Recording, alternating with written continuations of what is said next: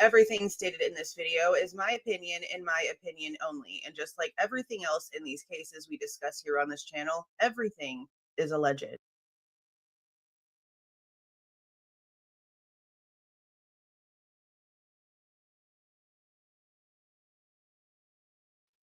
Hey, you guys. This is starting a bit later than I wanted it to, but it is what it is. And it just is what it is. Things happen. We had to do a bunch of errands today. Have you guys had a chance to look at the newest documents? How many of you guys actually go over there and check? Show me a 1 in the chat. How many of you guys actually go over there and check on the public document, like where all the documents are on the docket? Do you guys actually go and check and see if there's new stuff? And if so, how many of you guys have seen the latest information coming from the state? So I guess just 1 for both, I guess. Oh, thank you for the $50, Tracy. That's very sweet. Thank you so much. There's a few of you. I know that sometimes I'll get comments being like, Jules, there's documents. Like, okay, let me go look real quick. Sometimes y'all see them before I do. Sometimes y'all are really fast. You need a VPN, Steven. If you had a VPN that you could put yourself in the United States, then you could. You just wait for me. Yeah. Yeah. I mean, a lot of people don't want to sit there and look at them. You don't know where they are. I'll solve that for you right now. This is the website where all of the big, like, high-profile cases in Idaho are kept. They had, like, the Daybell stuff, the Lori Vallow stuff on here for a while, the case that I think it was Creech, the execution that went really wrong. They had all those on here, but now it's just the Bryan Kohberger case, and then they still have some Lori Vallow stuff, and then Idahoans United for Women versus some sort of company situation. But that website will at least let you see whenever there's new updates. Now, I'm really interested in at least 2 of the most recent documents. I'm just going to go ahead and share my screen now. So this is what it looks like. Let me do a banner real quick to fill in all this stuff. Idaho v. Kohberger.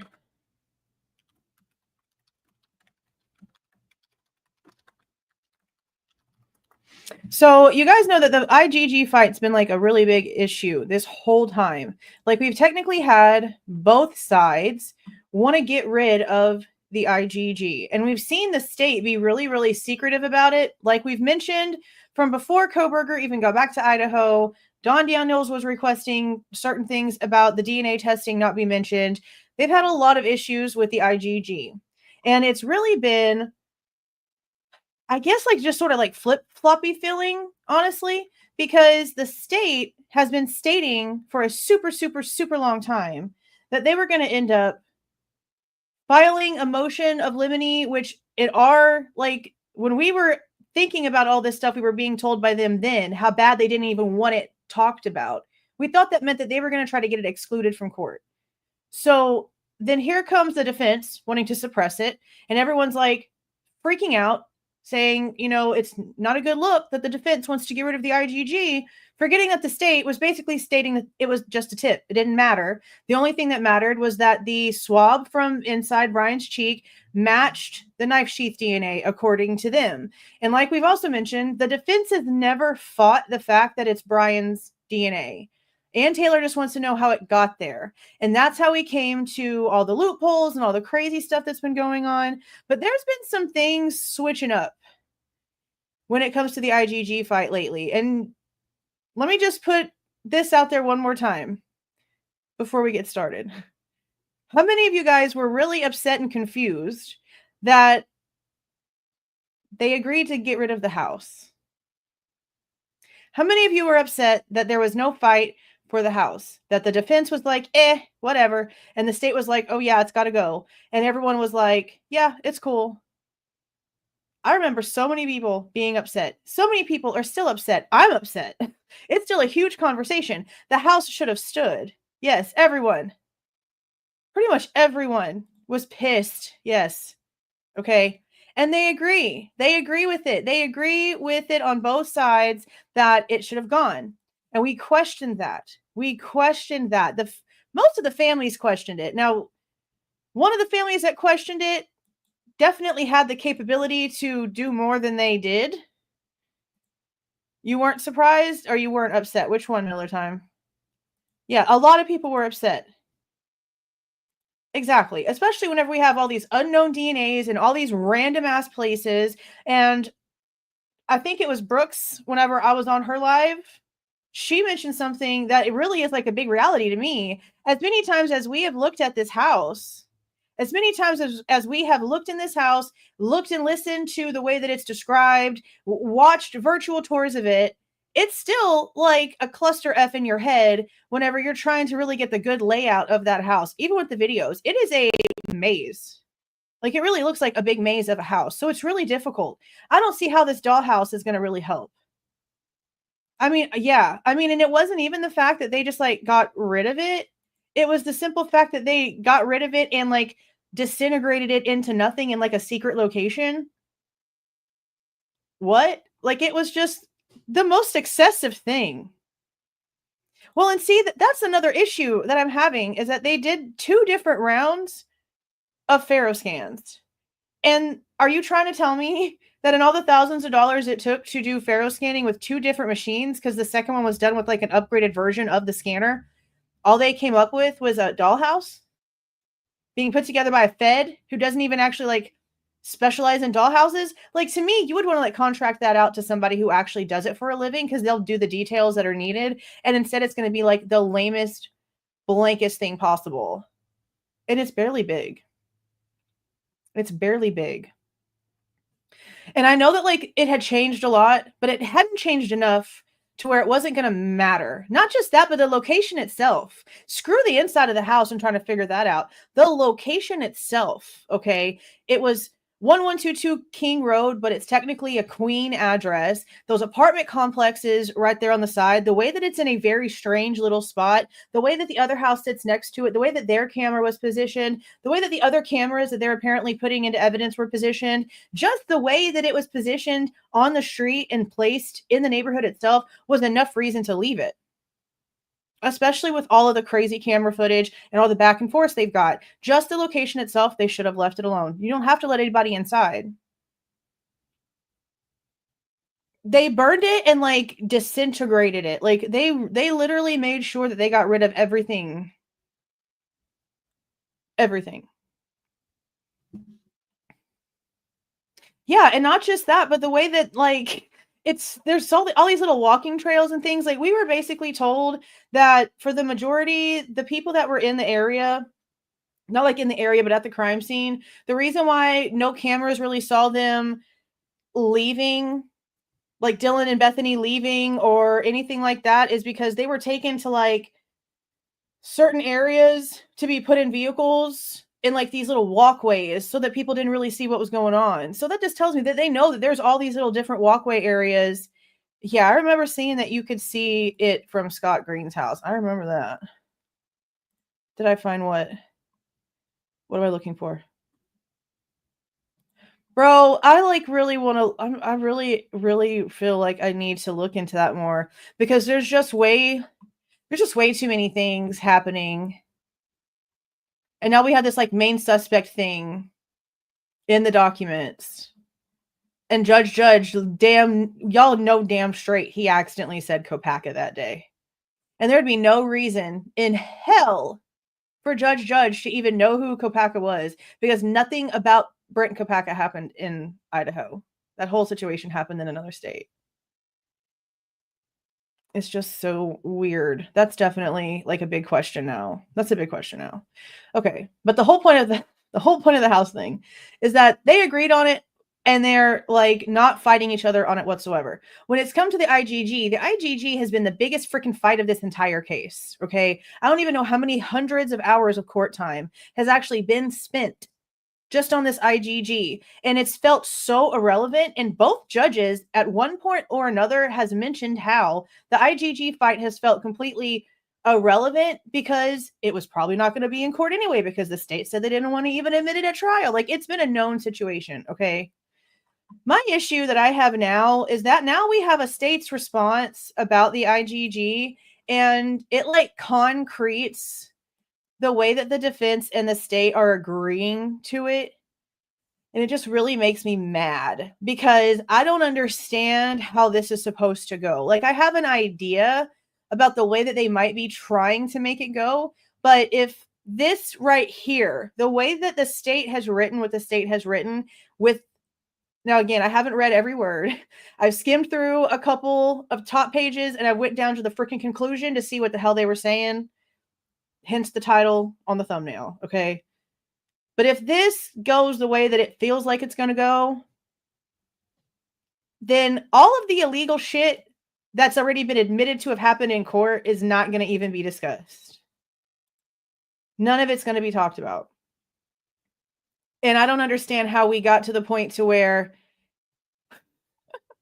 everything is being confirmed to be true about the loopholes, the illegal shit. We've had several experts come in. Leah Larkin herself has come in and been like, we see emails from so-and-so and it's all redacted and somebody created a fake profile to match to a forensic profile and it doesn't even make sense because it's a layman profile and a layman profile is not even supposed to be able to see a forensic profile. She's come in and said all of this stuff, okay? All of it. And we found out, I believe it was in, I'm not going to lie about what document it is because I honestly cannot remember, but I know that we have read in the ones that we have read here that we still need to go through. It was either in the state's IGG paper or it was in the defense's. But in one of them, they did mention how they were not going to be calling Leah Larkin and the guy anymore. So therefore, them needing, I guess it was Mittelman, as some sort of rebuttal witness was no longer going to be relevant. And it's mentioned again in this new document too. But I don't understand, again, how the court could possibly actually grant this, knowing that the information about the knife sheath DNA was specifically handed over to the feds. Okay. It was literally taken back from one facility. That facility gave all their stuff back to ISP. ISP then grabbed everything, put it all in a nice little bundle with the bow on top and shipped it off to the FBI. The FBI then took the question and created an answer and then turned that answer in for a freaking grade. And we're supposed to just say, oh yeah, it's just a tip. When we've had a federal agent being the one who's gotten the responses to almost every single search warrant, that filters the information down to the Moscow Police Department, getting all their answers for literally everything, no matter whether it's the Amazon stuff, the phone stuff, the location stuff, the email stuff, the social media stuff, all of it is being filtered through the feds. Then we have the feds actually surveilling Kohberger before they even tell the local police department who the guy is.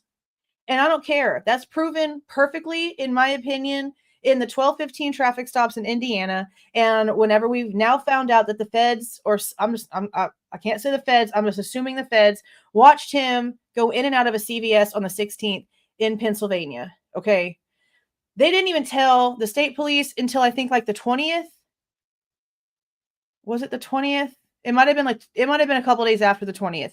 But Pennsylvania State Police and like the local police departments didn't even know that the feds were in Pennsylvania checking anybody out until like days after they'd already been checking out Kohberger. Okay. So there's no way that they're going to sit here and try to make anyone believe that this was not a federal case. Okay. We had the federal grand jury go first with all of these federal, not even warrants, like request letters really, to get information that obviously didn't do too good of a job because people in the grand jury needed more info and it wasn't there. And then we see Moscow filing all these search warrants to try to like clean up what the feds freaking did. And the feds are still really not turning over, especially Balance, who, just like several others, were sitting in the freaking office with them They're all sharing an office space, rubbing elbows and smelling each other's lunch whenever they use the microwave. And we're not supposed to believe that they weren't working together. Never mind the fact, whenever it gets to Pennsylvania, our local police department doesn't even go into the neighborhood. Payne says himself, they went to some command center and watched it through some live drone feed on a phone. Okay. The feds and the SWAT team and whoever the frick else they had in there with no cameras on spent over 3 hours with Kohberger before he even got to the police department to speak to Moscow PD. And who took the forensic download of the phone? The feds. Okay. Who took the inventory of everything that came out of Kohberger's parents' house? What does the Pennsylvania paperwork say? See FBI attached. See FBI file attached. And you go down and it's a Federal Bureau of Investigation inventory report. The feds were the freaking lead investigators. Okay? There's no way you can tell me that it's just a tip. When they are literally taking the lead of everything, you hand them over the information and then they answer your freaking question. Okay? It's not a tip. If it's a direct, hey, can you find me the answer to this? Sure can, boss. Here you go. That's not a freaking tip. Exactly. The feds did everything. There is no way they can try to lie. The proof is all there. They took over and did everything. Even on the warrants that are written up by Moscow, it'll even say, I think the main one that they talked about is Federal Douglas getting the information and then sending it over to Maori. Like, they were the ones who were getting everything first. And they're going to try to play it off. They're just going to try to play it off. Like, I just don't understand how they just think everybody's dumb. But I guess they just think that everybody's stupid. The point to that is because of what they're stating in this document, because they are really just like, yeah, we both agree. You shouldn't sanction us because we technically didn't do anything wrong. And me and the defense, the state and the defense, like, agree. So let's just drop the IGG and completely exclude it. How are you supposed to explain how you got to Pennsylvania? You can't sit there and say that you're going to be able to explain how you got to Bryan Kohberger without explaining why the hell you ended up in Pennsylvania. And without that IGG, you don't end up in Pennsylvania. And the proof is right in there too. You had an entirely different suspect that you were following all over the place first. Then you get Bryan's information and suddenly it doesn't matter. And if you didn't get that IGG result, you wouldn't have ended up in Pennsylvania to get the trash. That was the match. I don't see how those two are not connecting to some people. I just personally do not understand that. I just don't. Okay. I believe that this is probably the one that we should go over first before we get into the big one. I'll probably end up doing, and I mentioned this in the community tab, I'll end up going through the rest of these documents throughout the next couple of days and just putting out like smaller videos about the bullet points, because a lot of this is a lot of repetition.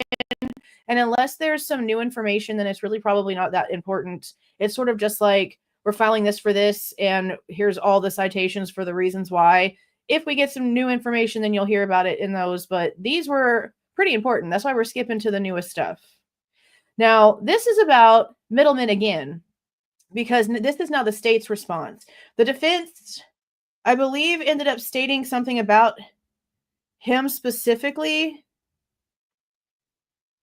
Right here.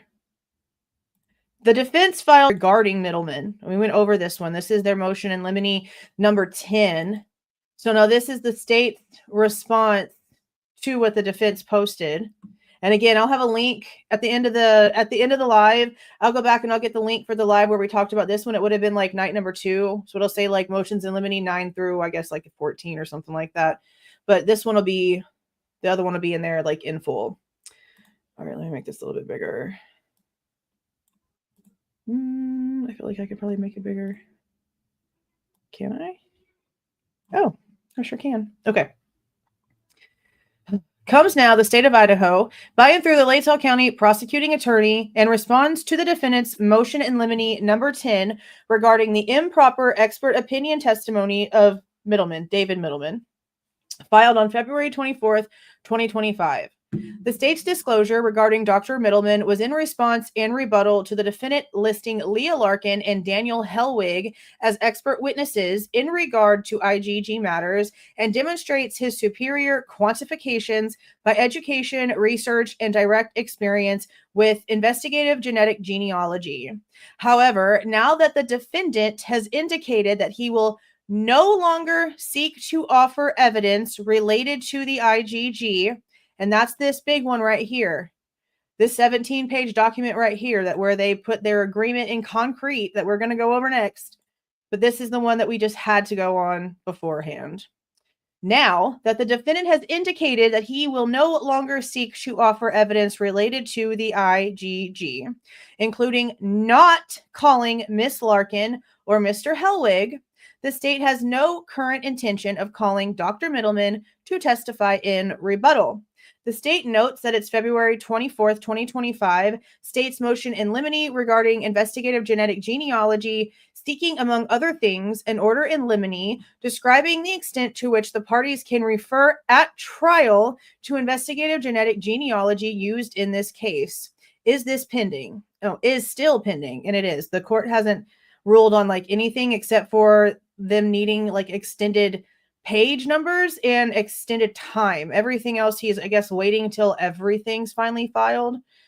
Yeah. In light of the defendant's position that he will not be raising any issues related to IGG evidence, the state is willing to agree and now gives notice to court and counsel that it will only seek to introduce evidence testimony that law enforcement received as a tip, without mention of the source or substance of the tip, and that law enforcement then followed up and identified the defendant. So they're literally just going to say, oh, we got a tip, and then we followed it. And they're not going to get into any details about how any of it freaking happened. That's how I'm understanding this. And that's insane to me.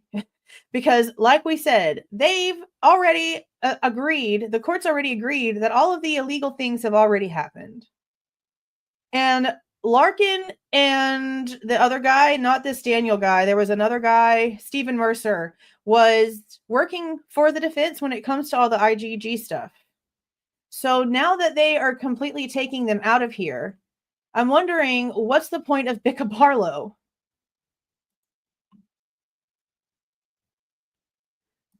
Thank you for the $5, Patricia. Hello, Jules. Food for thought. Read the text conversation between Dylan and Bethany backwards. Totally a conversation that makes sense. I've seen a couple of people say that. It doesn't really make a lot of sense to me either way. I don't know. I mean, I know that, like, if you read it backwards and you, like, take the section about the mask part first, and then how Bethany is prompted seemingly out of nowhere to say something about Xana being in all black, it sort of makes more sense. But I don't know. I don't know what the frick they're doing. I don't know what in the frick they're doing. We'll see. In the cross-exam, I don't know. What are they going to be cross-examining? If nobody from Othram, if nobody that worked on the actual IGG is going to be testifying anymore because they're not going to be discussing it at length, then what are they supposed to cross-examine? What is she supposed to cross-examine? Because the defense has never said that it wasn't Bryan's DNA.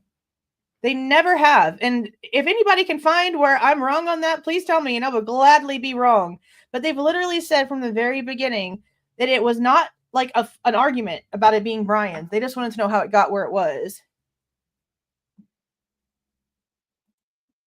I mean, that's maybe what it is, because they literally just have to actually prove it. They literally have to prove it. I don't know what this means, so if you'd care to actually elaborate, you could actually make a little bit of sense in that one. I don't know what that means. I'm just talking. So I don't know. But I don't know what they're supposed to do with that. Like, why? What's the point in bringing in Bicca Barlow as like a specialty, like DNA lawyer, if they're not arguing that it's not Bryan's DNA on the knife sheath? Unless her whole point is to like come in and really argue about all the unknown DNA. Because like I said, I know that like the defense doesn't want the state mentioning anything about the Maddie's fingernail clipping DNA. But that doesn't mean that the defense themselves isn't going to come in and present it correctly as what they're claiming it to be from studying stuff. I mean, taking it to have it completely tested to exonerate him. because it's not his DNA. It's now been proven through testing, which people seem to just like forget that paragraph exists. Even in the video that I put up earlier, there was somebody arguing with me saying that it was inconclusive. And I'm like, did you read the rest of the page? Like, I don't know. Did you scroll down? Like, I'm not understanding. I'm showing it to you highlighted and you're still sitting here acting like I'm imagining it. I'm just making it up. Like, here's the link. Go read the rest of the page. People are wild. People are wild. People are wild.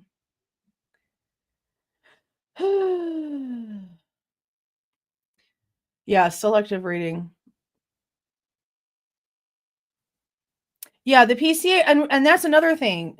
That the simple fact that now we have the state, like Bill Thompson literally said, PCA is irrelevant. Okay, so now we have the PCA being irrelevant along with what got you to Bryan Kohberger now being taken out of trial. And again, for those of you that were here going through the self-authenticating records that were submitted, they've been talking this whole time for the past few months that 1125 Ridge Road is where they finally got the make and model of the car, but we don't have anything with that address as security footage being submitted. So I don't understand. I don't understand how what they apparently used to identify the car is not being submitted as evidence unless now it's been proven that it's not the same car, because they've been saying this whole time the cars don't match. But see, that's the thing though. They have his DNA matching the sheath, and they only know that because the IGG sent them to Pennsylvania to get him. Without the IGG, they would have never left Idaho. At least they would have never gone to Pennsylvania. There would have been no reason for them to go to Pennsylvania. And Payne even admitted that. Well, at least whenever it comes to Moscow Police Department, that until this genealogy thing even started happening, there would have been no reason for them to ever even think of that person. And that there was nothing besides the tips about the car at WSU, and then I guess the driver that we're going to definitely be talking freaking more about, okay? The driver putting in the tip with, like, I guess the license plate number or whatever. I mean, the only thing that they even knew was things that they looked up in their tip files after they already had his name. They never even went in whenever they got the tip and looked at it. And that was on 11/29. You have two officers calling in the exact same car, and you don't even look. And there's correspondence proof of this. There's correspondence proof that they didn't even know about the tip until after they had his name. It's insane. Just absolutely wild. So I just don't know, like, what are they supposed to use to prove how they actually got to him? Because part of the state's argument in this is to, like, basically they're saying that the IGG, like, basically muddies the journey or the path of the case.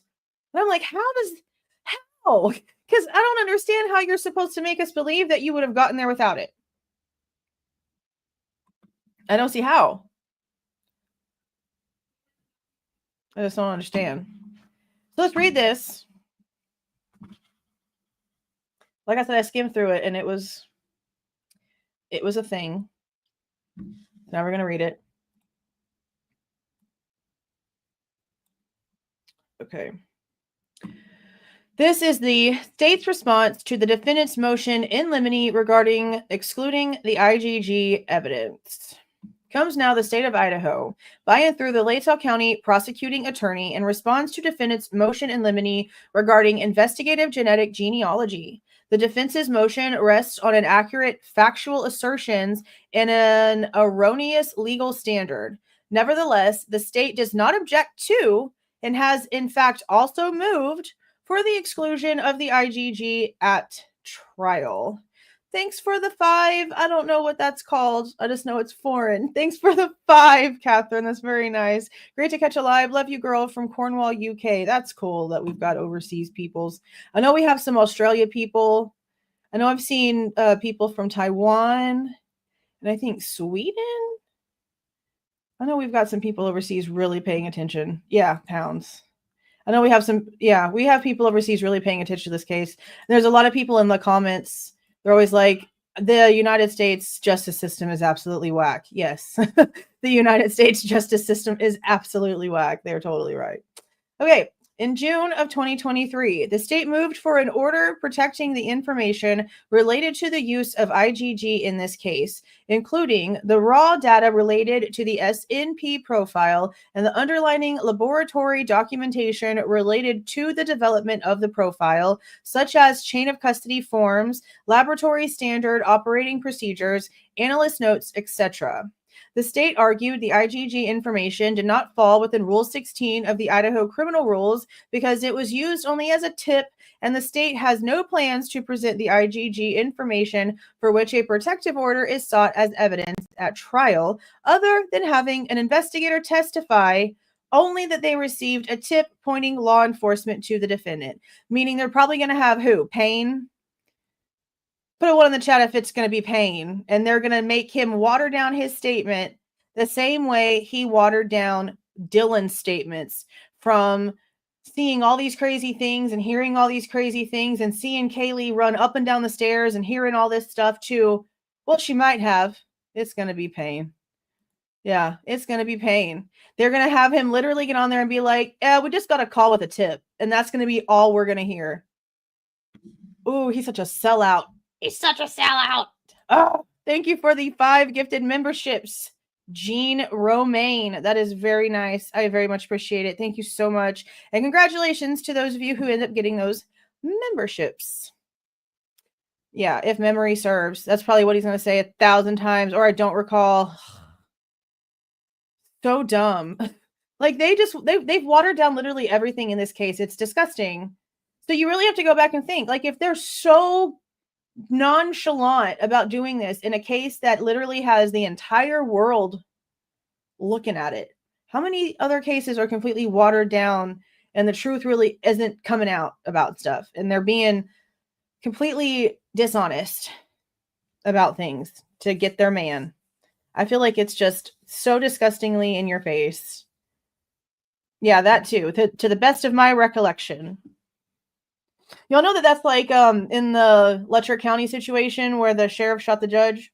When it comes to the deposition, and Steins was in court for the sex scandal situation. I don't know how many of you are here that watch those. Those, for some reason, those don't get a lot of views, even though it's like for real small town corruption, because the sheriff who's been friends with the judge shot him in chambers, and they've been friends for like over a decade. No, there's some scary stuff happening there, okay? Did I read the text backwards? Y'all are so on that. You do know that case? That case is wild. We all do. If I finish this, I'll go ahead and I'll pull the text messages up. And we'll read them backwards.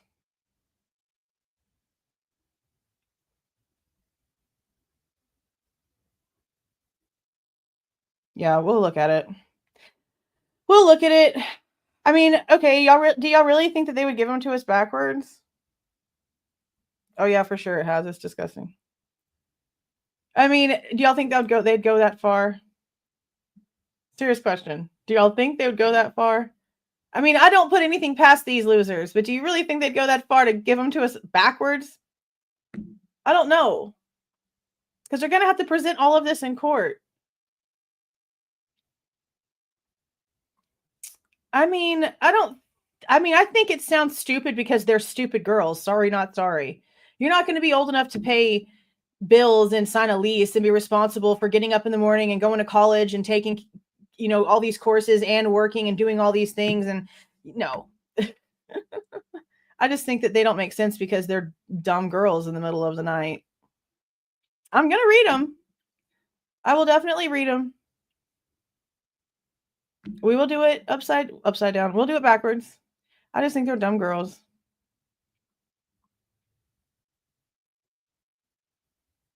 I don't think they're backwards.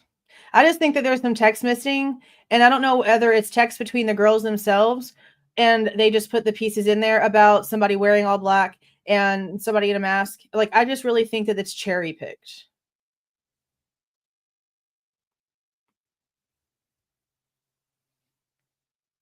They're saying that it's more like a code. I don't know. Maybe. Well, I just said why They ditch the timestamps because there's stuff in between that they don't want you to know. That's why they just gave you a range. Like, I really feel like there's phone calls in between those text messages and text messages to other people and probably back, you know what I mean? Like back and forth that are just missing. I think they just cherry picked to try to make it sound like something important. But like we've already figured out, nothing about the 911 call or the text messages, it points to Bryan. It points to we were right about what we thought about that situation. That's all that points to. So they didn't do a very good job trying to prove their case on that either. But we will definitely go through them backwards at the end of this. Okay, let's see where we were. 5 more memberships. You guys are just reining them in. And I just heard somebody say they hoped they got one. So I hope that whoever said that gets one. Oh, the 911 call is hella off. Hella off. I'm sorry, but you're not staring at somebody who got attacked the way that Xana got attacked and telling me that, oh, she just looks like she drank too much and she won't wake up. You got 6 people at the minimum, with the 4 that we have been told were called over and the 2 that were there, and none of them were saying anything about blood. I don't see how. I don't see how. But thank you. Thank you very much for the memberships. You guys, congratulations to those who get them. And don't forget that there's a link in the members only community post where I have a link to a share drive where there's like just some documents that I highlight and put in there every now and then. There's going to be more put in it, but I've been trying to just add a little bit to it at a time. Okay. The court found the state's argument that the IGG investigation is wholly irrelevant since it was not used in obtaining any warrants and will not be used at trial is well supported. Order addressing IGG DNA in order for the in-camera review, as I guess where they got that one from, but also determine the defense may be entitled to some of the IGG information. Yeah, that's whenever Judge again got to see more of the evidence than the defense got to see first. And then Judge got to cherry pick whatever the defense was allowed to see. But there were still portions of it that they weren't allowed to look at. Not even redacted. Which is just wild to me that they were like intentionally holding back evidence to the defense. Like I've always said, I understood them not wanting to release it to us. Like, I don't care to know their freaking cousins' names. Like, I mean, I'm hella interested to see like what the one that was contacted might have to say, because that was probably a wild experience to then find out the case that you were being contacted for. But I don't need those people's lives invaded just to prove anything in this case whatsoever. I wouldn't have cared if they ever released any of the names. Like, the information that we have right now is fine. The fact that we know that they found like a low match to some far off cousins that ended up being brothers, that's enough for me. I mean, that's interesting as shit. I don't need more than that. I don't need anything else. Headers Better gifted 1 membership. Thank you so much. That is very nice. Oh, I was at Walmart today, y'all. And the guy that was in the electronics department picking up his freaking picture order, his name was freaking Bill Thompson. Bill Thompson. He sat there and he said, well, it's either under William Thompson or Bill Thompson. He's a old country accent guy. I was like, oh, I can't even go shopping without being reminded of all of the corruption. Just wild. It's everywhere. It's everywhere. It is very creepy. And he was an older guy with gray hair. I was like, dang, if he had a beard, I would have had to have like snuck a picture. It was really creepy. Really creepy. And then it was like even creepier because he's picking up photos and they're like all in like this, that folder with like the flap. So it all looks like evidence being handed over. It was just my imagination going crazy while I was buying a birthday present for my son. Holly Berry, thank you for the $9.99. I think they were in the same room texting and forgot some things were said out loud. Totally contrived. Yeah, I mean, I don't disagree. MSM is saying the text, screw Bryan and totally tie him in. Like, what are they reading? I know, right? Poor Walmart Bill. Yeah, I don't know what they're reading. I really don't. Because I'm like, what? What does it say? Like, the only thing that the 911 call says is like in fleeting something about, oh, and they said a man was in their house. Okay, but at this point, whoever Dylan is describing, again, is a fireman with one leg that had some sort of vacuum thing in his hand or vacuum type thing in his hand that also had a mask on that was covering his face. And by the way, in the text messages, did you guys not realize that like it didn't say anything about any part of the nose being covered at all when it talks about the mask? I'm sorry, but you would recognize Kohberger's nose. If he was the guy that you saw and it was literally just his mouth and like his forehead and you actually did see like all of this, how would you not notice this? Like you can trim your eyebrows, bro. Like I tried to pluck my eyebrows today. Look, I probably got some little red spots still. I did it 5 minutes before I went live. But how would you not notice the nose? Okay. And she literally pulled up a photo of his mugshot. That is him getting arrested at 3 o'clock in the morning, them taking pictures, all the crazy stuff going on in the jails. And she's not recognizing this portion of his face?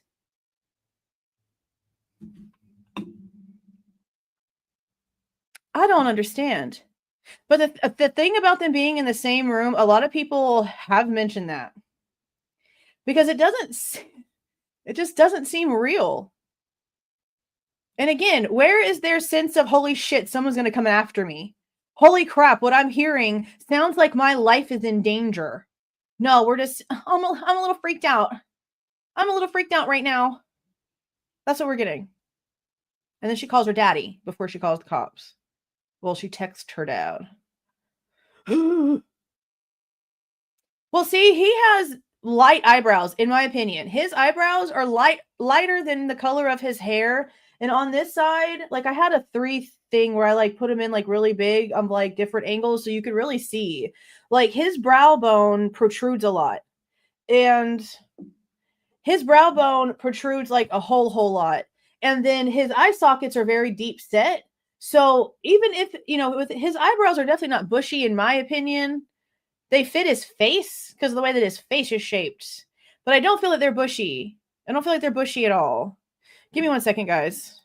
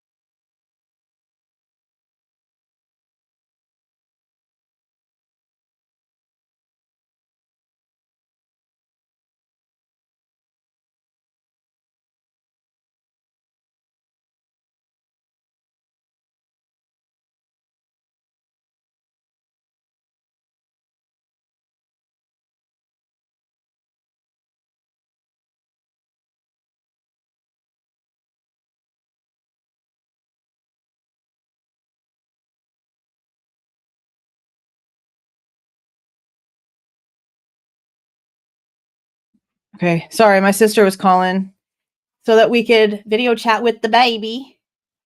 And I wanted them to be able to talk to her. No, it was me. I'm back. I just had to answer the video call so that my sister could video chat with the kids and they could talk to the baby. Okay. I don't know what the frick we were talking about. So let's get back to the document because I don't remember now. Okay. Let's get back to the frustration.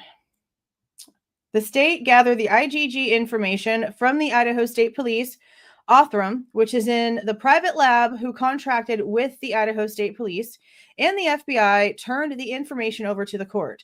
So that's another thing that we found out is that whenever Othram started doing the work, that ISP was taking like the little bits that they were being told and started creating their own family tree. So there was technically 3 pieces of family work that were done. So I'm really curious as to if they match. I mean, I'm sure that they match to a certain extent, but then we also have to remember that there's technically a 4th from how I'm understanding it, because the person who does the mitigation work has to do 3 generations back for Bryan Kohberger because it's a death penalty case. And all of her family tree work cannot come from anything. Like it has to be completely independent.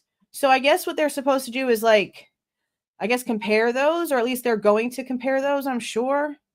Hopefully that's like the whole point of that. But we didn't find out until very recently that ISP was actually doing their own. So again, that was 3 plus mitigation. That's 4 family tree collectives altogether. The information provided to the court included original documents as well as some descriptions of other IGG-related information that was available for further review if the court chose to do so.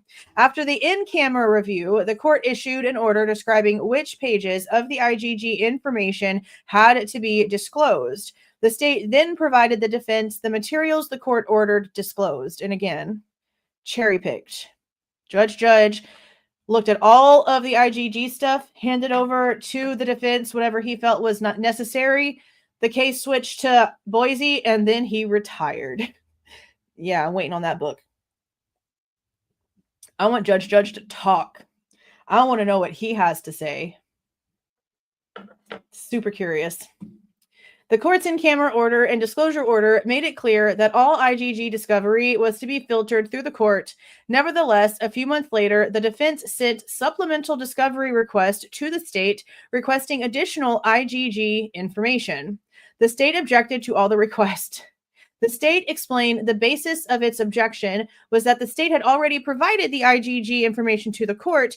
The court had already ordered what IGG information should be disclosed to the defense, and the state had already disclosed that information. At the hearing on the defense's motion to compel the IGG information, the state made the same argument asserted in the written objection. The state explained that after it had received the in-camera order, it reached out to the private lab and the FBI and asked for everything related to the IGG. The state explained that it was not fighting the in-camera order or trying to withhold from the court any of the information. The state asserted that after receiving the new IGG request, the state showed the new request to Othram, and Othram said they had already given everything they had to the state. To the extent the new requests were asking for anything beyond what had already been provided, Othram had told the state it did not exist.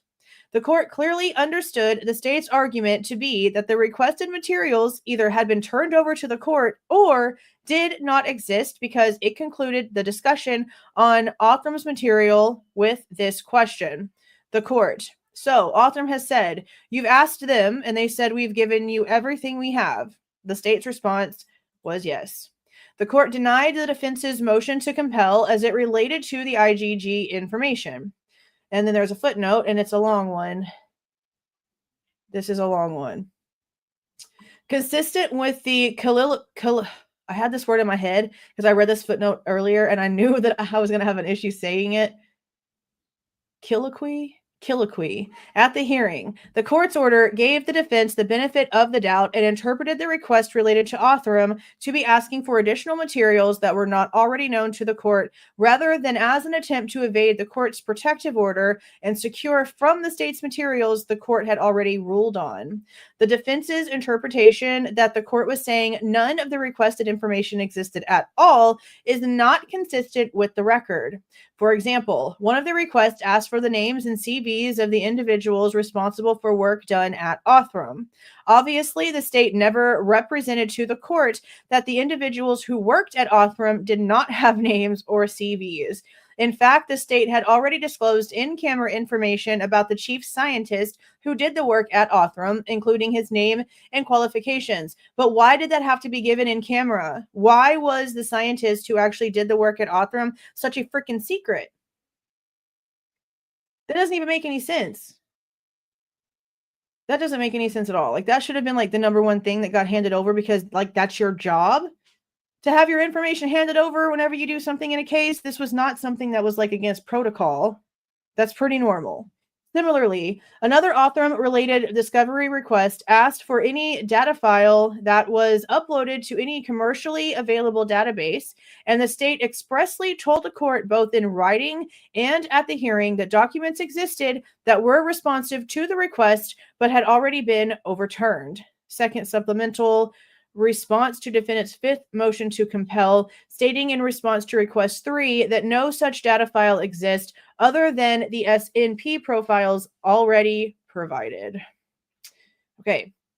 The defense later moved to suppress all evidence collected as a result of IGG on the basis that the IGG process violated defendants' rights under the Fourth Amendment. At the January 23, 2025 hearing on the motion to suppress, ISP Lab Director Matthew Gamet testified that ISP had received Othram's standard operating procedures in the context of the bidding process used by ISP to secure a private lab to perform work related to IGG. So I'll make a note here to make sure that if you guys haven't listened to it yet, that I'll put the link for where we went over the transcript for the closed session that happened on January 23rd, because that's where all of that information from Matthew Gamet and a couple other things ended up coming from. The state put together a response objecting to each of the IGG requests for the same or similar reasons it had objected to previous IGG-related discovery requests. The IGG discovery had already been handled through the process established by the court's in-camera order and disclosure order. Well, the problem is that they didn't want their things cherry-picked. They wanted all of it. And the court was deciding what was allowed while still being able to see things that the defense wasn't able to see, and that's not fair, in my opinion. But, you know, they claim it's because of whatever rules they had in place. In putting together its response, the state learned that Othram had provided its standard operating procedures to ISP, but ISP had not provided them to the Latell County Prosecutor's Office to be disclosed to the court in response to the court's December 29th, 2023 in-camera order. Specifically, on February 9th of 2025, the state first recognized that the form Othram filled out during the bidding process asked the bidder to submit written standard operating procedures, and Othram's response indicated that Othram uploaded its standard operating procedures as the file sops.zip. The state compared Othram's response to the information provided to the court in response to the in-camera order and found the state did not provide the sops.zip file as an attachment to the bid. Upon further review of its records, the state found that ISP had not provided the file sops.zip to the Latell County Prosecutor's Office. The state then confirmed with ISP that Othram had provided the standard operating procedures to ISP, but that they were inadvertently not provided to the Latell County Prosecuting Office. I feel like this is something that should have just been on Othram's website. I feel like your standard operating procedures should have just been on the website. I don't understand why that's such a huge deal. I get why they need it, but the fact that it was oh, they had it, but they didn't hand it over and it should be easily accessible. There was really no reason for any of that, especially since the state has known for a while that was something that was being requested. This was being told to us back whenever we knew that Ann Taylor was asking for all of the email and text correspondence between the feds, anybody that worked at any of the labs. She was asking for everybody's info. Everybody's info. So they've known since then. And they knew about the bid. They knew about the contract. They could have went and looked all this stuff up and got that document way before they just did, because they just got it. They just handed them this document from Othram not long ago. And they've had it in their possession forever. And they've known for over 2 years now that it was needed. And they still chose to just dilly-dally about something unimportant. Why? If it was something to just check off the list that you could have done in an email, why not just handle it? It doesn't even make any stupid sense. The state explained in its response that the bidding documents included for the court's in-camera review reveal the existence of Othram's standard operating procedures, but the state had inadvertently failed to disclose the standard operating procedures themselves.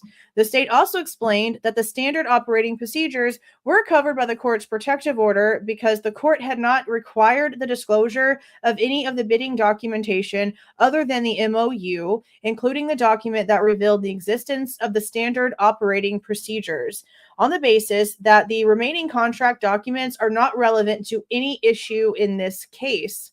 2 weeks later, the defense filed a motion in limine asking the court to exclude IGG evidence from the trial on the basis that the state allegedly violated Brady. And remember, we had information about a Brady issue early on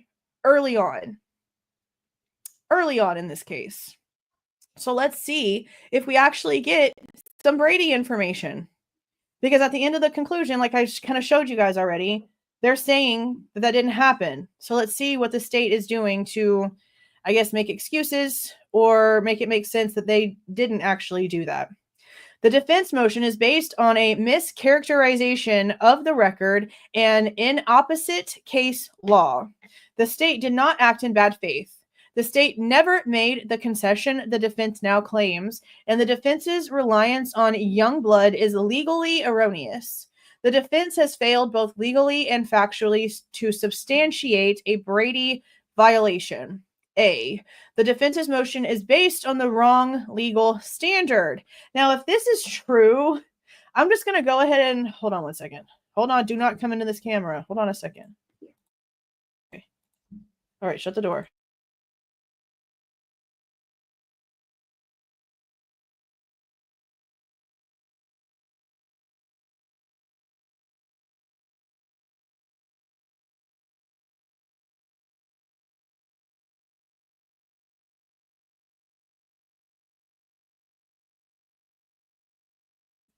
Okay, they were off the phone with my sister, so they had to bring me back the phone. Okay. All right. Now, like I was saying, if this is true, the defense's motion is based on the wrong legal standard. I'll just say this now. There's been lots of times that the defense has cited a case or given an argument that I as a person didn't quite understand why they were using it, because there was a lot of differences in it and it didn't quite make sense to me that they were using it for their argument. And then whenever the state would come out and they would respond to whatever the defense filed, they would sort of feel the same way that I was feeling about some of these cases being used. And whenever we went over the judge's order in all of like those 4 orders that came out a while back, I remember getting aggravated and feeling really aggravated because I'm like, why? Why is there so many cases being cited that have literally no standard? They have nothing really to compare to the way that this case is going. All it's doing is muddying the waters, hence the whole clothes in a bag situation. That literally came from the Davis case being referenced. Then there was the whole like man stuff situation that came from them referencing a whole different case. So on top of me feeling like that argument doesn't make sense, what are you doing, Ann Taylor? The state's like, well, that doesn't really work. You should have really been arguing this one instead. This one would have made more sense. And the judge is also sitting there being like, I don't know why you're even mentioning that case. What are we doing here? So I really want to say that Ann Taylor knows what she's doing, but I'm really just kind of wondering if she just looks confident. Like, for real. I'm really just wondering if she just looks confident and she's just doing a lot of research to try to figure it out, or what's going on, because her confidence really kind of goes away when she gets up there and starts arguing. I don't feel like she does a very, very good job getting her point across. That's just my opinion. That's just my opinion.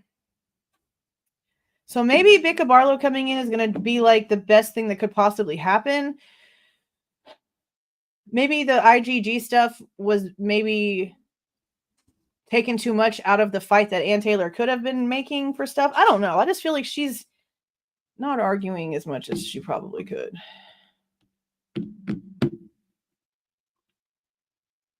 The oral arguments is the problem, right? That's correct, Tonka. That's how I feel. I mean, she's kind of, her passive aggressiveness is on point. It's very, very, yes, I know. Yeah, no, you definitely like brought it to my attention beforehand, because I was kind of just like watching her and like listening to the arguments and, you know, just being like, I mean, yeah, she knows what she's doing. But the more I listened after you came out and was like, she really isn't really good at this whole like in the courtroom thing. And I'm like, you know, you're not wrong. Yeah, comes off a bit shaky. She definitely seemed to be more confident in front of Judge, but it probably is because Latah County felt more like home. I don't know. I just feel like she probably could do better in court. So I don't know. That's just my opinion. It's just my opinion. I don't disagree with this, but I also feel like she's a little bit more comfortable because one of the very first things that we heard was that he recognized Eliza Massoth. Judge Hippler recognized Massoth, and she had actually argued in front of him before. So I don't know how long that case was, how many times she had to get in front of him or whatnot, but she does seem to sort of just have like this little like shit-eating grin on her face the whole time she's in there. And then she gets up there and she seems pretty comfortable. There was one time recently where somebody said something after she was done questioning them and she had to like jump up real quick and like get up there and ask questions. And I'm like, okay, so she's pretty fast. So she can get up there and really make it make sense. She does seem more comfortable. She really does seem more comfortable.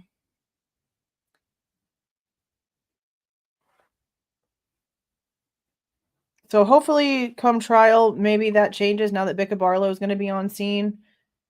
But it's been interesting. It's been interesting to watch because like her arguments, the points of the arguments are great, but she's just really not kind of like good at getting the point across clearly. And you can like see it even more in this judge than in Judge Hippler doesn't. He's not afraid to show that he's aggravated as shit with the fact that you can't get your point across. So there's that. There's that. Okay, so like I said, I've agreed with this statement on lots of different occasions. Just to preface, if I start agreeing, if you've never heard me agree with them before, because some people act like I just like blindly follow the defense, and I'm like, do you not really watch anything? Because there's plenty of times where I argue with a lot of things that Ann Taylor does here. So, okay, let's go. The defense's motion relies on the wrong legal standard by confusing Brady and Youngblood. Okay, so I don't know what Youngblood is, so this is going to be like a learning experience for me. I know what a Brady violation is, but I don't know what Youngblood means. The Brady standards ask if the state withheld exculpatory evidence that had a reasonable probability of changing the outcome of the proceedings and applies irrespective of the good faith or bad faith of the prosecution.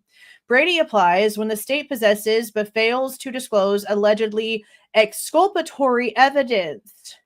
Okay, but if whatever they found out about Bethany was definitely known by the state and it's technically actually exculpatory and they didn't tell them, isn't that the Brady violation? Like, isn't that just like one that we can basically point out right now?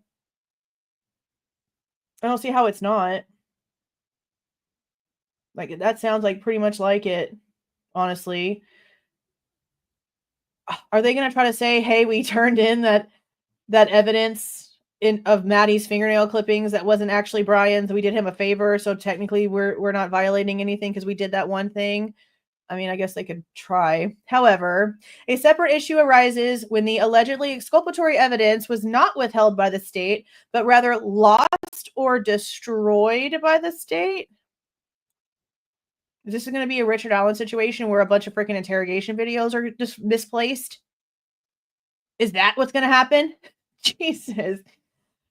Somebody made a comment earlier that whoever is doing all this shit right here has to be watching Delphi and being like, oh yeah, this has got to be the way we go.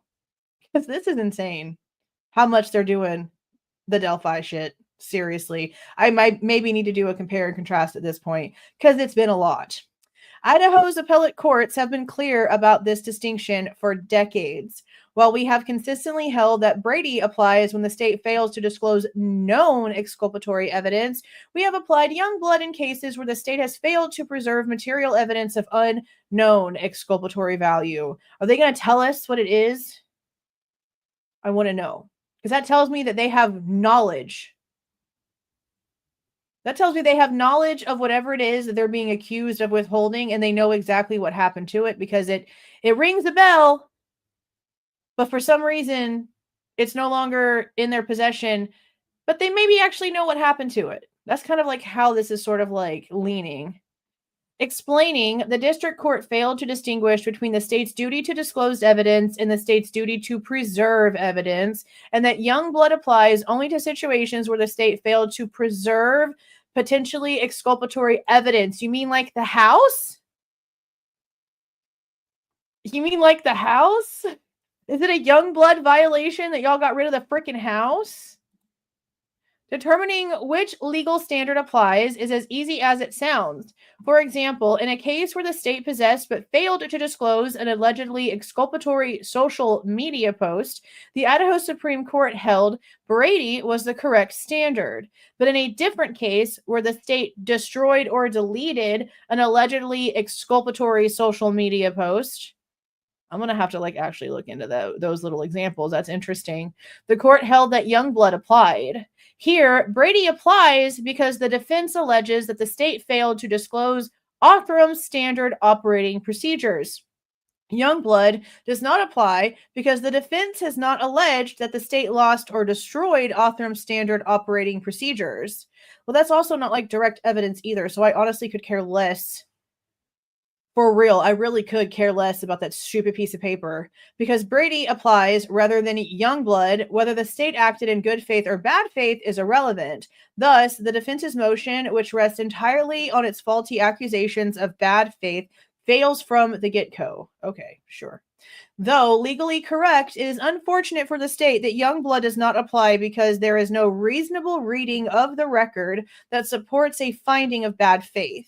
Bad faith is a high bar, requiring more than mere negligence. Rather, bad faith refers to a calculated effort to circumvent the disclosure requirements established by Brady versus Maryland and its progeny. Yeah. There was no calculated effort to circumvent Brady. The state disclosed to the court the records it had received regarding the bidding process.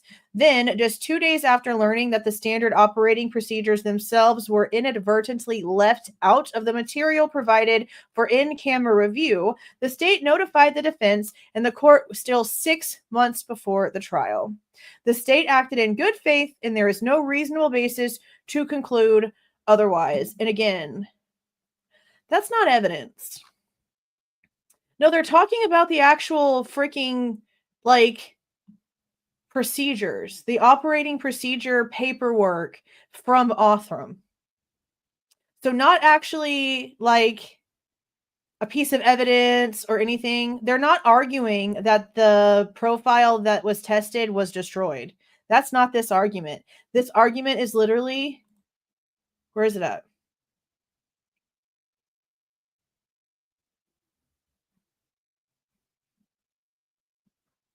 This SOP, the standard operating procedure file. That's all this argument's about. A stupid ass piece of paper that is not a piece of evidence and is honestly, again, every lab should be following the same protocols for the most part. There shouldn't be much differences. It's not evidence. It's nothing important in my opinion. I mean, legally, I guess it has to be, but this isn't evidence. This is just a piece of paper that has nothing to do with anything. It doesn't prove innocence or guilt, especially since the final result didn't come from Othram. So that just makes it even more irrelevant, right?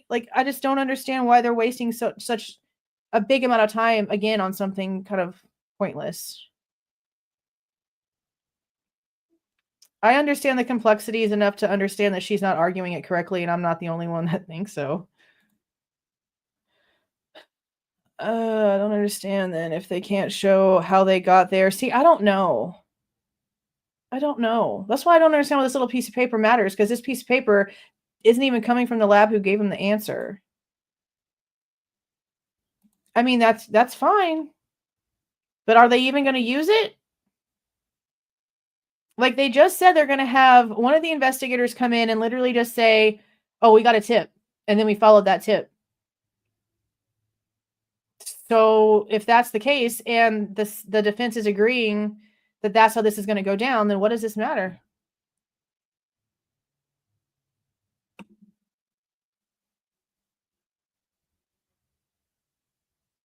I just don't see the point.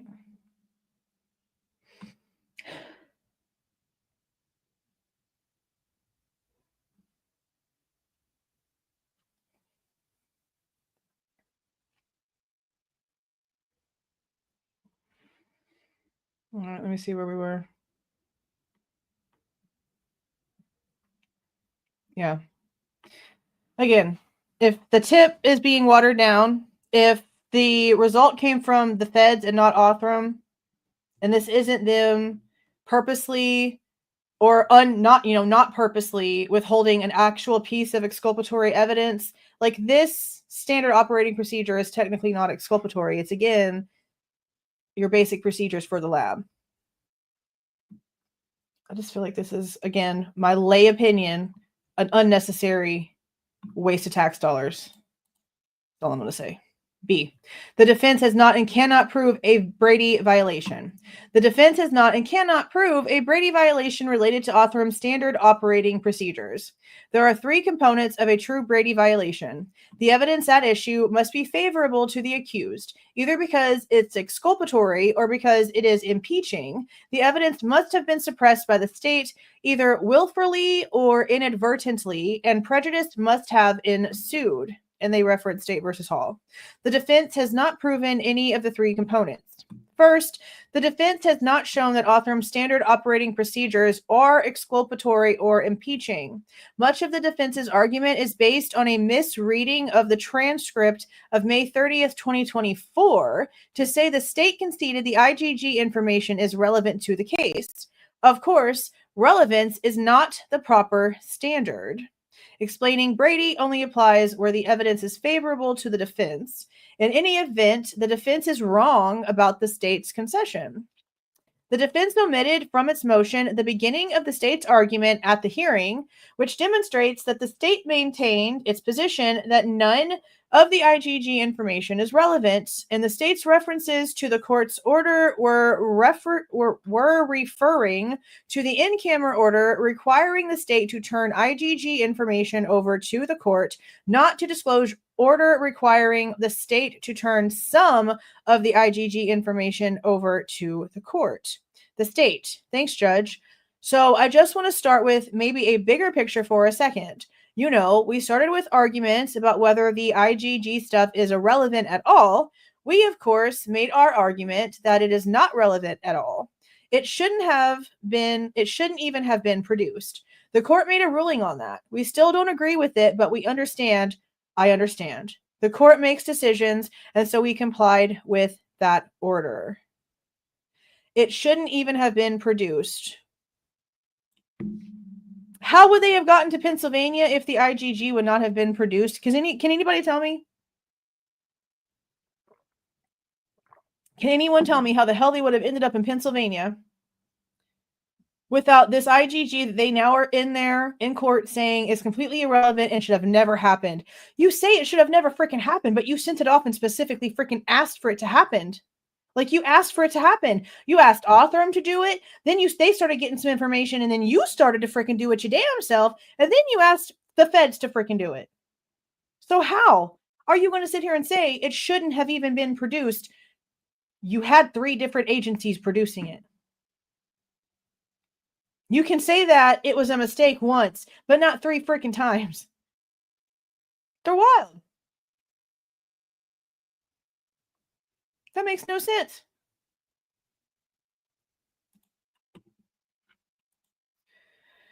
This is why I can never be a lawyer, because common sense matters to me, and none of this shit makes any sense at all in my common sense brain, okay? In light of that portion of the state's argument, it is clear that the next portion of the state's argument was nothing more than the state acknowledging that, to the extent the requested materials exist, those materials fell within the scope of the court's in-camera order, and pursuant to that order, the state had to turn over those materials to the court. Now, this is the state. We have talked to Othram. We've spoken to Othram since we have gotten this exhibit in and provided them these requests. And we are not in a position, for example, request 1 through 6, we are not fighting those. I'm not saying we are not going to turn those over. In my view, they fall pretty clear under the court's order. The issue is, we go to Othram and show them these, and Othram says, we have given you everything. You have everything. Everything we have was given to the court and then provided to the defense. So there's nothing on this list that we are holding back because we think we have some justification for doing so. Othram is just telling us we don't have it. The state was referring to the in-camera order, and turning over materials to the court is also clear from the orders themselves. The in-camera order required the state to disclose a category of information to the court, all the IGG information related to the case. The disclosure order, on the other hand, specified precisely which pages or discrete information reviewed in camera needed to be turned over to the defense. Given the nature of the orders, it would make no sense for the state to assert that any additional information not provided in camera was subject to the disclosure order. The defense's misreading of the transcript pales in comparison to its misreading of the state's motion for a protective order.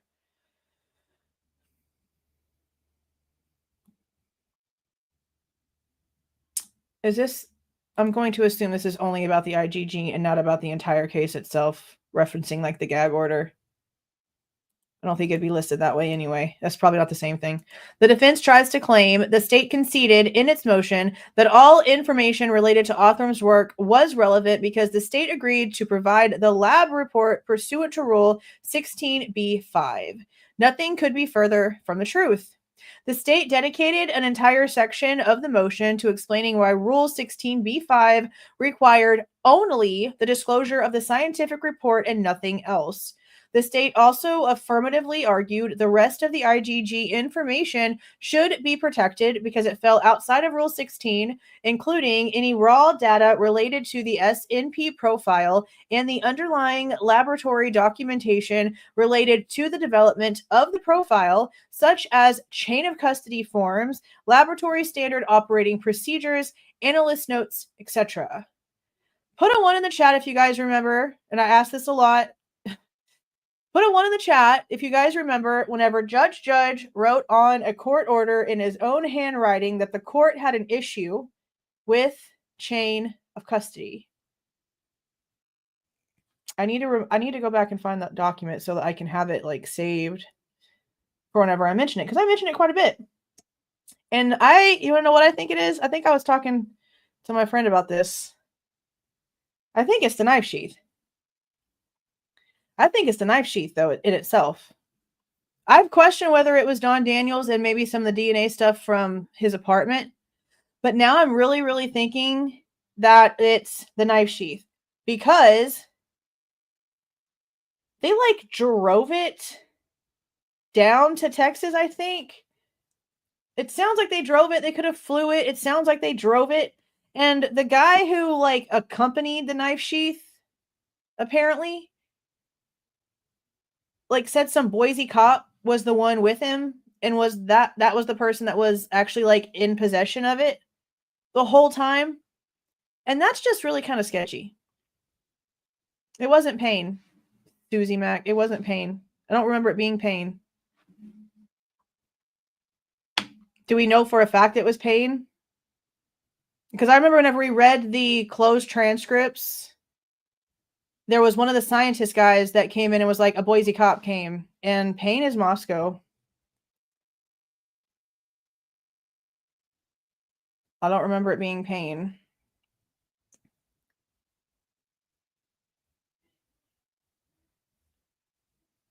Was it Tolson?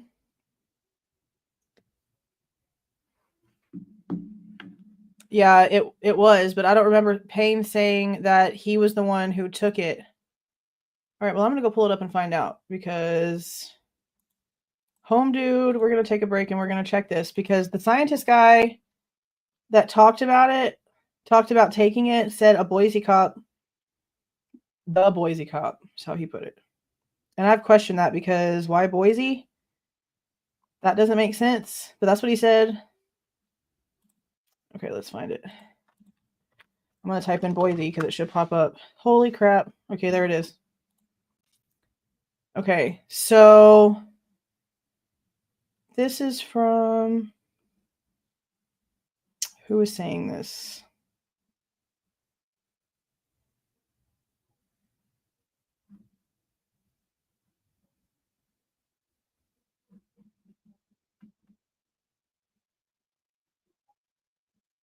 We should be getting close to the person's name. Okay, yeah, this is Matthew Gamet. And in his testimony, he says let's see. I accompanied the officer from Boise down to Houston and down to the Othram labs. I didn't have possession of the sample, but I was with the investigator that did. So does it say anything in Payne's about that? Let me see. Because he just said a Boise cop.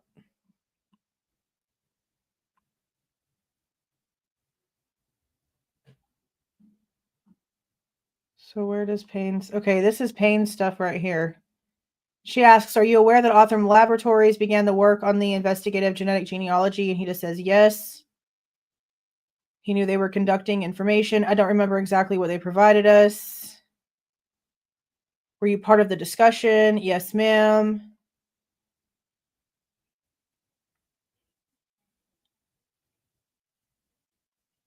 This doesn't say that he went with it. Do you know what files or documents went from the FBI to Othram? I don't remember.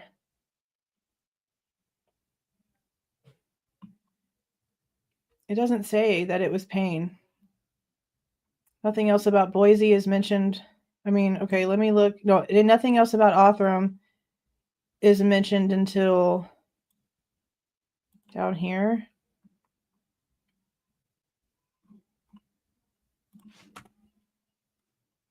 Let me go to the top.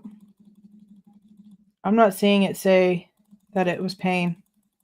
That's why it struck me interesting, because why is he saying a Boise officer?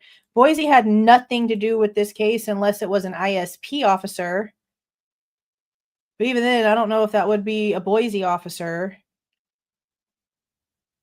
Yeah, it doesn't say anything about... I know it was Gamut. That's what I just said. But he's saying that he went with the sample with a Boise officer instead of Payne. Like, he would have probably said Moscow's detective or with Payne or with something. Like, Payne is in the courtroom as this guy is talking. And he's saying that it was a Boise officer. What does it say? Let me see if it says anything else about the Woodlands. Maybe it'll say something about Houston. Just the one time I accompanied the officer from Boise down to Houston.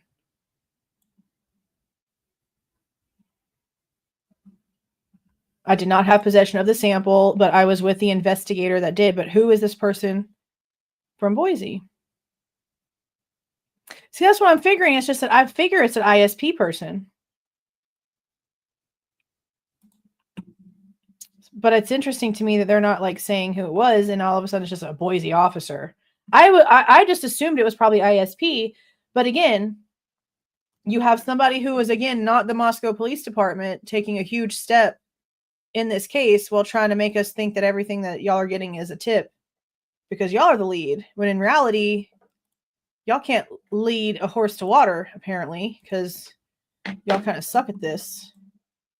But I'm going to look more into that situation because I really wonder if that's maybe where they have a problem. Like, I wonder if they know that something happened in between the lab and Othram.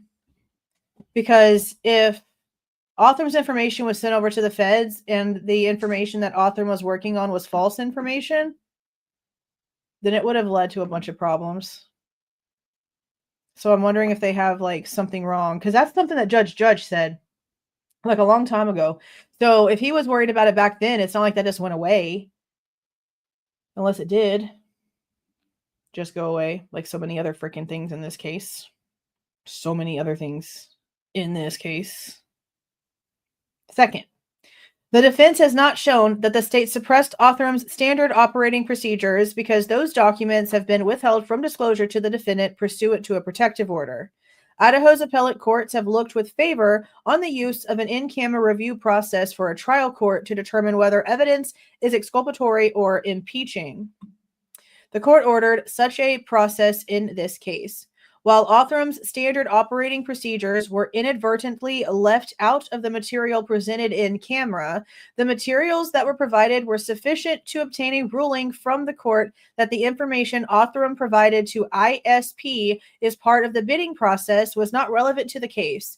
as the state explained in its response to the defense's discovery request.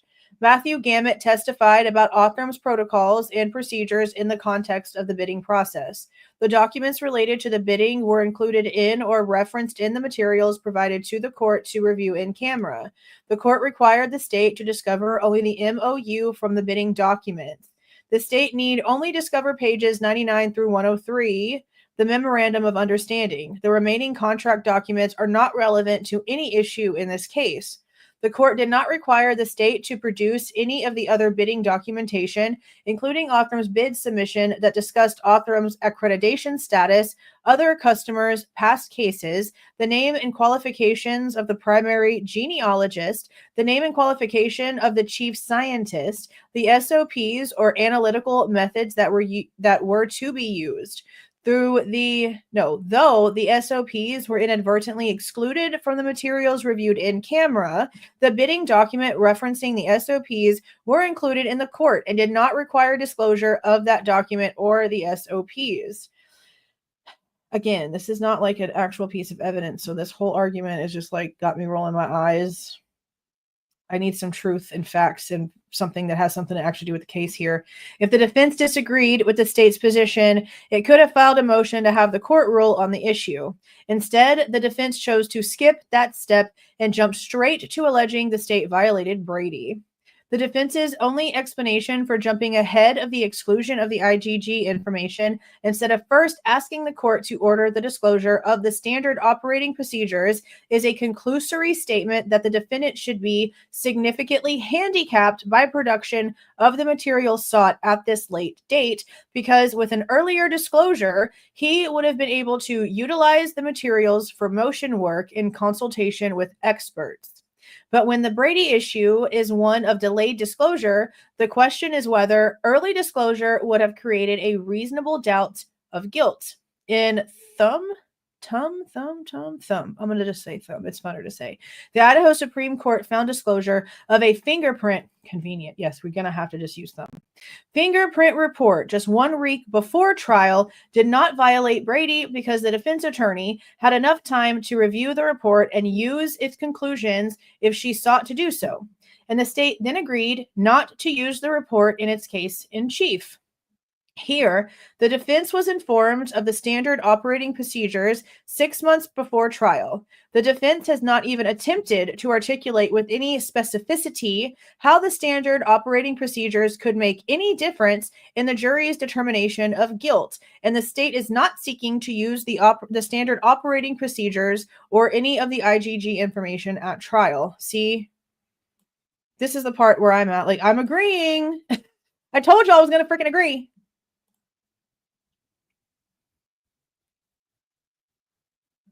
I mean, I understand why you feel like that because they've really done a lot here. But the standard operating procedures from a lab who they're not even going to talk about in court and didn't even give them the final result, like, I don't feel like this is an argument that they needed to have. I feel like they probably could have done a lot better arguing with their time.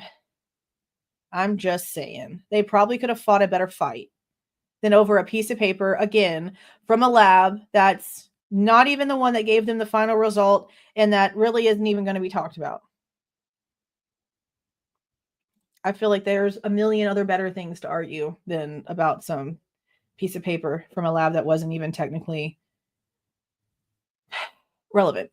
Third, the defense has not shown prejudice, and the law and logic dictate that the defense cannot show prejudice with respect to Othram's standard operating procedures. Prejudice and materiality are used interchangeably in the context of Brady. When assessing materiality, the question is whether the favorable evidence could reasonably be taken to put the whole case in such a different light as to undermine confidence in the outcome. Such evidence is material if there is a reasonable probability that, had the evidence been disclosed to the defense, the result of the proceeding would have been different. Nothing about IGG in this case, including Othram's standard operating procedures, comes anywhere close to being material for purposes of Brady. Well, that's where I'm going to argue. The IGG is like the freaking white elephant, okay? It's the white elephant. It is the most important thing in this case because without the IGG answer, they would have never gone across the entire country to Pennsylvania. They know it. We know it. They know that we know that they know that we know it. Okay. There's no way they would have ever gone to Pennsylvania without these 3 little letters. Okay. They would have never been over there to pick out of people's trash like a bunch of dumpster divers if they didn't have the IGG. So they can lie and pretend and say all these things. Okay. I agree this part is dumb and useless. It wouldn't have changed shit about shit. But this right here is the only reason why we are even where we are today. So they can sit there and they can try to say whatever they want to say about this argument. They know damn well that they'd be sitting on a cold case right now. Okay. They'd be sitting on a cold case right now because they were going nowhere. They were going nowhere. They had no answers. If they could drop everything that they had and follow this one name and still not even make it make sense, how much sense could the other shit actually make? I mean, like for real, stop and just think about that for a second. Just for a second. It is undisputed that IGG is simply a means to generate potential leads as to who DNA found at a crime scene may belong. No, not if you've got 4 different, well, 3 for the investigative side, but no, not if you're asking, I need you to give me an answer to this, hand it to me whenever you've got the result. And the agency that's been the lead on everything gets that answer and then tells their minions what to do. Like that phone call was literally just them sending out their attack dogs that were already under their control. That's all that was. That's why they didn't tell them the information, show them the tree, tell them where it came from or anything until the next day. They had them literally just following Bryan Kohberger's name completely blind for over 24 hours. And they did it. They did it happily. They started getting information, filing warrants without even knowing why, which is just wild to me too. But that also says how much blind faith they put into the feds because of the relationship between these agencies and these agents in general that had already been established because it was a good month? A good month before the feds even got the paperwork. So by then they were conditioned to just do whatever the FBI said. They created an environment that they were very well able to control. The feds did. They thought they could. Then we started looking at shit and the world started looking at shit. And it all started falling apart. All of it. Thank you for the $5 super sticker, Layla. I very much appreciate it. Thank you so much. Thank you so much. Okay. If one of those leads proves fruitful, law enforcement can conduct a confirmatory test as to whether the DNA belongs to the suspect using an STR comparison. The strength of the evidence against the defendant in terms of DNA evidence depends upon the confirmatory results from the STR DNA analysis between the defendant's DNA and the DNA recovered from the crime scene.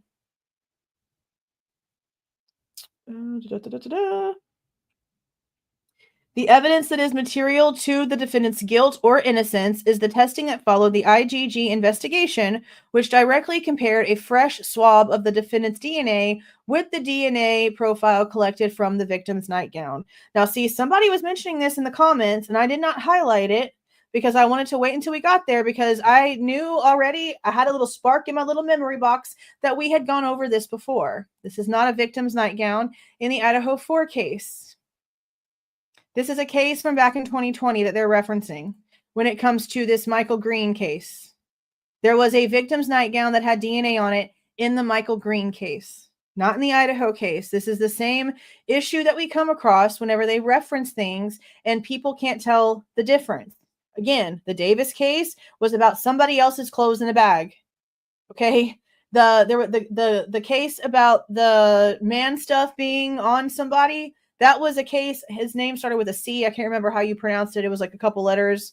I don't remember. And this case, Michael Green, this is a case talking about a nightgown. And I can pretty much bet you that even after I've said all this, someone is going to hear me saying this and they're going to run off and they're going to do a video about how something was found on somebody's nightgown again. Even though we've already done this, been there, done that, it's going to happen again. That's just what happens. Here, the IGG information is even less material, if that is possible, than it would otherwise have been because the defense has not disclosed any experts or evidence to challenge the confirmatory STR comparison. I've said that too. The defense has not once ever came out and said that it was not Bryan's DNA. Never once. The defense has disclosed an expert regarding DNA evidence, interpretation, and the likelihood ratio to challenge one of the state's conclusions concerning DNA. Well, thank you for the $4.99, Felisa. And I got your Cash App earlier, too. Thank you to you and to Alice. I got y'all stuff earlier. Y'all are awesome. Thank you so much. See, and I never say this stuff, but you're always in here saying it. I so much appreciate it because I definitely don't even think about it. I don't think about it at all. I appreciate your reminders. Okay, let's see where we were. Okay. Yeah, this is what I've said. They've never, ever, ever stated that it wasn't Bryan's. They just want to know how it got there. That's all they've ever said. But the defense has not disclosed any experts to challenge the confirmatory STR comparison showing the DNA on the knife sheath matched defendant's DNA. On the contrary, the defense has disclosed that its forensic biology and DNA expert will testify that there's a good support that Mr. Kohberger's DNA was found on item 1.1, a swab from the knife sheath. Instead of challenging the conclusion that the DNA on the knife sheath belonged to defendant, the defense's expert disclosures reveal that the defense plans to argue the DNA on the knife sheath does not prove the defendant was ever at the crime scene, and the knife sheath itself could have been planted by the real perpetrator. This right here is true. The DNA on the knife sheath does not prove the defendant was ever at the crime scene. That's why the words touch and contact when it comes to DNA in cases like this, especially like just honestly, just in general,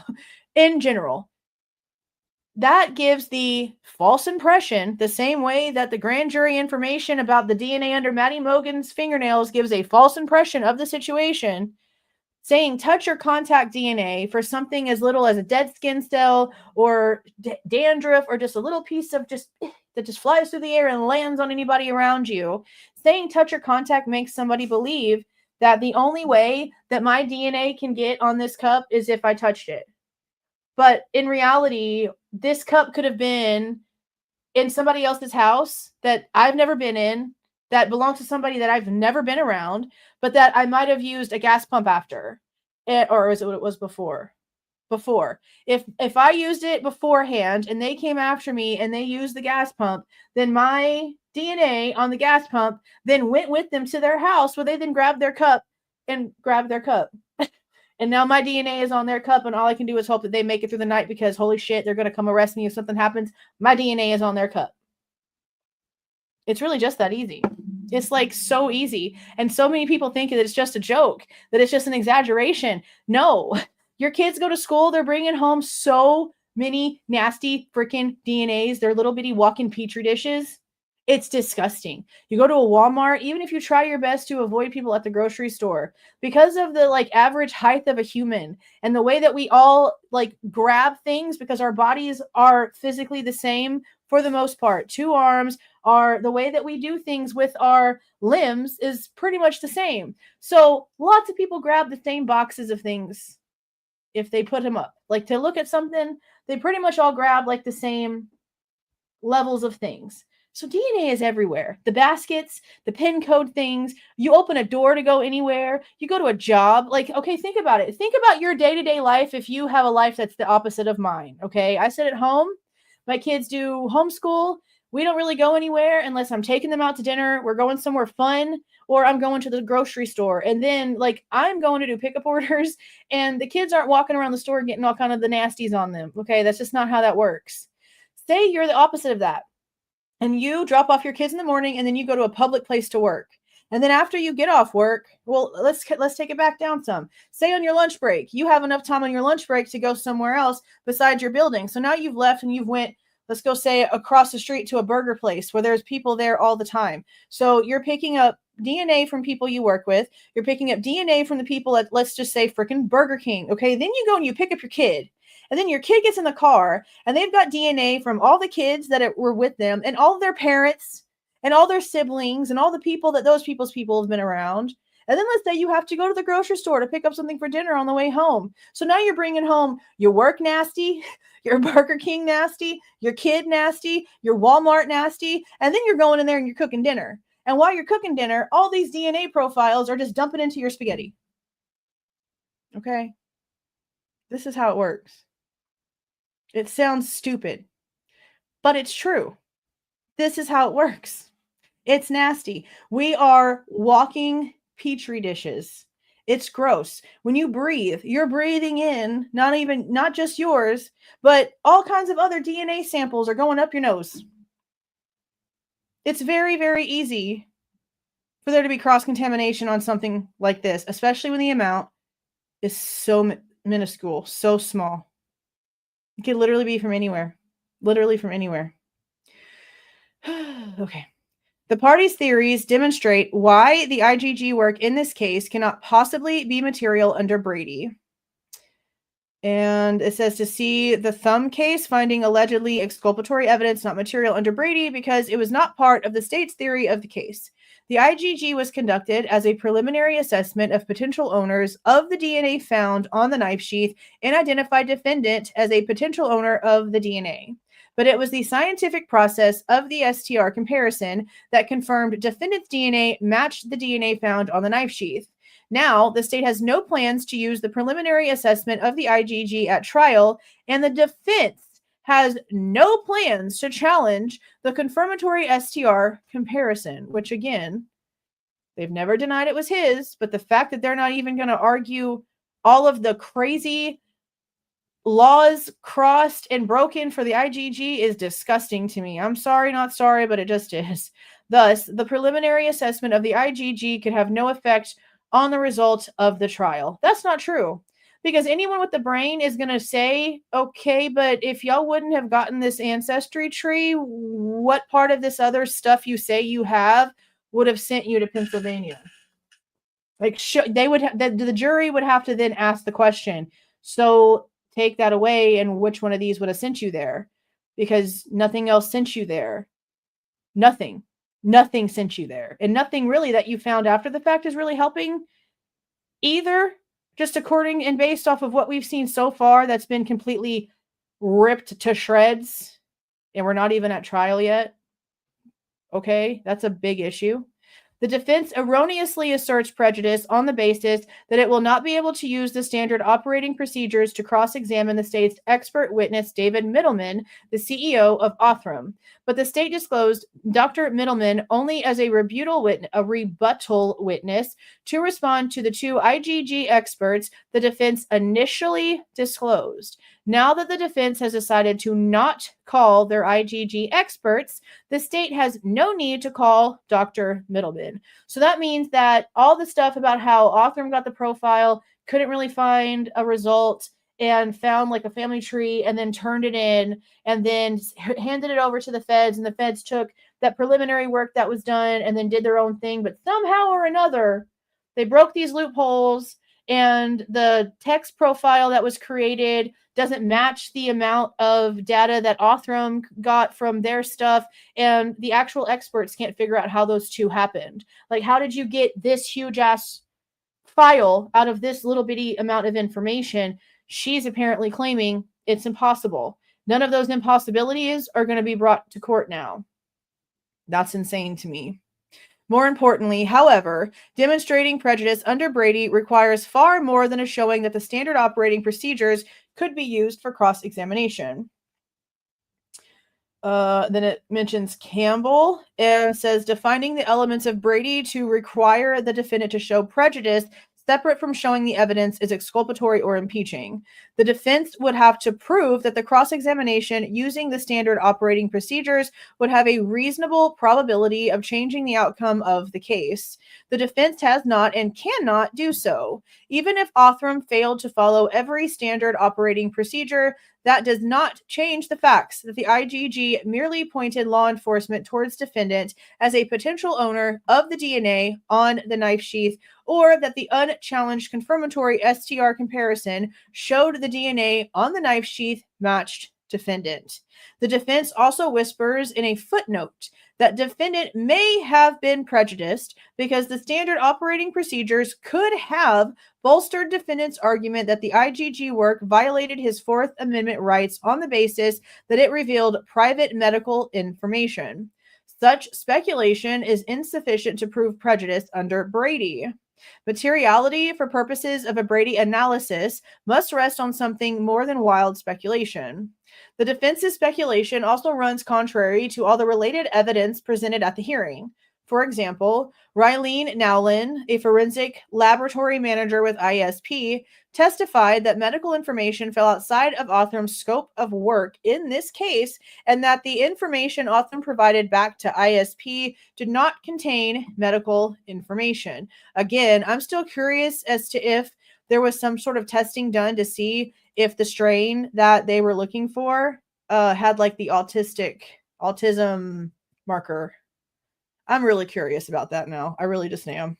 Similarly, the defense's own expert, who previously oversaw a lab like Othram and played a role like Othram in law enforcement investigations, testified such labs develop SNP profiles related to genealogy and ancestry rather than medical information, and developing SNPs related to medical information in the context of IGG wouldn't be relevant nor probative nor appropriate. Furthermore, even if the defense's speculations were correct, it would not have changed the outcome of the court's decision. Moreover, even assuming there were sensitive genetic details revealed by the IGG performed here, the fact that the DNA was obtained from a crime scene and analyzed for purposes of identifying the perpetrator displaces any reasonable expectation of privacy. Again, it could have. We're not going to get into the transfer thing. You guys have heard the spiel 1,000 freaking times by now. The defense has not proven any of the elements necessary to show a Brady violation, and this court should deny the defense's motion, but just for the whole Brady thing and for sanctions. They agree with everything else. C. The state does not object to the requested relief. The defense's factual allegations and legal arguments all fall flat. But perhaps the most perplexing portion of the defense's motion is the relief requested. In the ultimate concession of the immateriality, the defense seeks only the exclusion at trial of the IGG information, even though the state has consistently stated it does not plan to present the IGG information to the jury. This means the state finds itself in the unusual position of strongly disagreeing with the rationale for the defense's motion, but having no objection to the defense's requested relief. Oh, okay, yeah. Like basically what I said. They don't agree with the Brady. They don't agree that they should be sanctioned, but they do agree with the stupid part. As the state has explained as far back as the beginning of the litigation over the IGG, and as recently as its competing motion in limine filed contemporaneously with the defense's motion, the state does not intend to introduce the IGG information at trial other than to help the jury understand how the investigation progressed. The state can do so by referring to the IGG information as a generic tip without revealing the source, the feds, or the substance of the tip. See, so they're probably going to end up also going through a bunch of information that the feds are responsible for getting that has no backing, no opinions, no reports, no analysis, no actual proof, no details, no walkthrough, and then hide the fact that this tip came from those same completely unreliable group of people. Payne's good at lying about watering down things, so I'm sure it's going to end up being him anyway. Could be Mowry, but it'll probably be Payne. An investigator can simply testify that law enforcement received a tip and that based on the information received, law enforcement took the next step in the investigation. Conclusion. The state did not act in bad faith, and the defense has failed to show that the state violated its obligations under Brady. This court should deny the defense's motion to the extent the defense requests sanctions against the state. The parties do seem to agree, however, that the IGG information should not be presented at trial. This court should thus enter an order excluding the IGG information at trial other than as a generic tip for the purpose of helping the jury understand how the investigation progressed.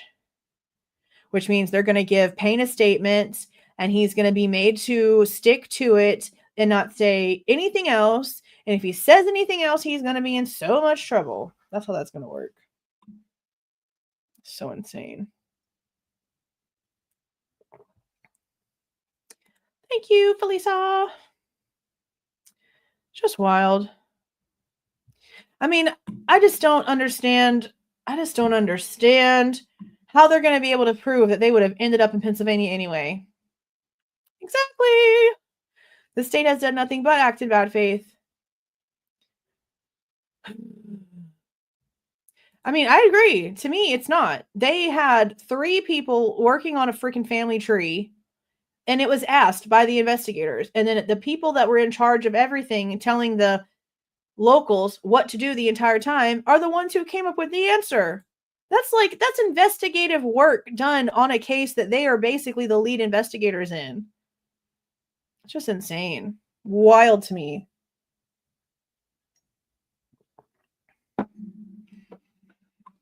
The justice system is such crap. Like, it doesn't even make sense. I'm really trying to think, like, what are they going to try to say that they could use for that? Nothing so far at all comes to mind that they could use for the reason why they stopped everything else. They stopped worrying about the main suspect. They completely just disregarded the reports that came back about the other 2 unknown male DNA after they had Bryan's name, because they already had Bryan's name. And so they were just like, it can wait. And for what? What would have actually ever put them in Pennsylvania without the IGG stuff? That doesn't make sense. Thank you for the $5, James. I very much appreciate it.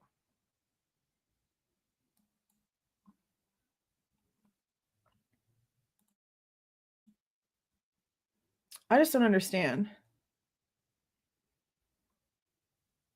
I mean, they apparently took the stuff that was swabbed from the clippings of Maddie's left fingernails and were able to take it to an independent lab and have it tested to prove that Bryan was excluded from it. Not inclusive, excluded. No, I mean, not inconclusive, but excluded. So if they can do that, I don't see why they can't do the rest of it. I don't know. All I know is that when it comes to the way that they're mentioning it all in the documents, they're still labeling it as unknown. And they're saying stuff like, at this point in time, at this point in the investigation. So to me, they're not testing it unless they have tested it and they're just not saying anything. No, I'm drinking vanilla Coke because I bought one earlier at the gas station and I couldn't just let it go bad. So I told Slade to bring me some ice. And I've just been sipping on some vanilla Coke. It's the only Coke I like. And I don't know why they have orange Coke and just weird flavors. Vanilla is the only one I like. I mean, there's no way that they don't have other things. There's just no way. There's just no way. But Maddie's is the only ones that we're hearing about. Look how long it took for us to even hear about that. Look how long it took for them to even admit to us that there was actually blood on the knife sheath along with this other stuff. Like, it took forever for them to finally tell us that. And again, like, these kinds of details,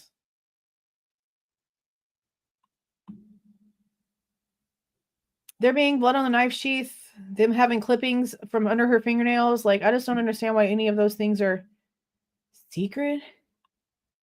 Thank you, Anna, for another $5. Thank you very much, James. Jules, thanks for all you do and bringing us all together. Well, I'm glad that there's so many of you guys that actually care about the truth of these things. Yeah, I know. Like, it can't be good. It can't be good. But you know what I see people doing? I watched this guy named Lazy or whatever here on YouTube. He's funny. And he did a video today reacting to TikTok people that are putting cheese in their Coke. Like, they're putting a slice of cheese in their Coca-Cola and they're putting it in the freaking microwave, and then they're stirring it up, and it has like this foamy top to it, and it gets like creamy looking, and then they put ice in it, and like everyone is saying that it's good, and I just can't hold back wanting to like everywhere. I'm like, what is wrong with people? Like, y'all are just getting a little bit too creative. We're not putting cheese in our Coke. Thank you for the 5 gifted memberships, Mads. I very much appreciate it. And congratulations to those who got the memberships. That was very nice. I know. I know. And it's a trend right now. It's a trend. Like, y'all nasty. Y'all need a better hobby. Get off of TikTok putting cheese in your Coca-Cola. Like, don't even go look it up. I mean, you can go look it up to prove I'm not lying to you and making crazy shit up, but don't, like, watch it because it looks nasty. It looks so gross. I can believe it. I'm not even about to try orange Coke. I just see the label and I'm like, who thought of that? Yeah, I just want the truth. That's why I've always said we're going to follow the facts wherever the facts take us. And right now, the facts are just not facting. Oh, are you really? Yeah, it's in a document that they swabbed the blood that was on the back. I think it was on the back of the knife sheath. If I can remember correctly. Don't quote me on that one, but it was in one of the more recent documents. Yeah, I'm actually like, I don't have mods. I'm really glad that y'all can just like agree and argue and it not be like insane. Because that's like the main reason why I didn't want to do lives is because so many people get in fights. Like I was in other channels as both like somebody that would get on other people's panels because I thought that socializing was the way to do things and I was doing it all the time. And people were just constantly, it was a fight. It was a fight in the background. It was people getting together in these like groups and try to like bully up on other people and do all kind of crazy shit. And I'm just like, yeah, we just not going to do that. But everyone in here normally is completely adult, which is how we all are supposed to be. So I don't have mods. I don't have nobody in here refereeing nobody. Y'all always do just a great job of having great conversations. Thank you for the $4.99. Put in the new PC funds. Update us on his progress. Oh, I'll tell him. Yeah, he actually ended up getting a motherboard that didn't have like a piece for like a Wi-Fi thing. So whenever he even went and found how to get like Windows 11 for like $17. Okay, this kid did his research. For those who don't know what this is about, my 16-year-old bought all the pieces to do his own computer build, and I got off the live over the weekend, and we stayed up until like 5 o'clock in the morning because he wanted to put it all together. So that was the one piece he didn't have, was this little Wi-Fi thing, but he hooked it up to the Ethernet cord and was only paid $17 for. He didn't want Windows 11 because it had a bunch of bad reviews, so he got Windows 10 Pro, got it all downloaded, got it all on there. He's got his keyboard on there, and he already ordered his little PC needs. So as soon as his little Wi-Fi piece gets here and he connects it, he's good to go. And he did it all himself. All himself. Yeah. I didn't help him do anything. Like there was a website that he found that had like a list of all these different parts for a certain build, and I think it was like a under $1,000 build. And then he found this one video. Like he really did his research on who to follow. I was like, wow. Yeah, you guys are awesome because I never like it's been probably like a week since anybody was in here being rude and crazy. It's been a long time since I've had to block somebody. Like I don't even remember last time or who it was.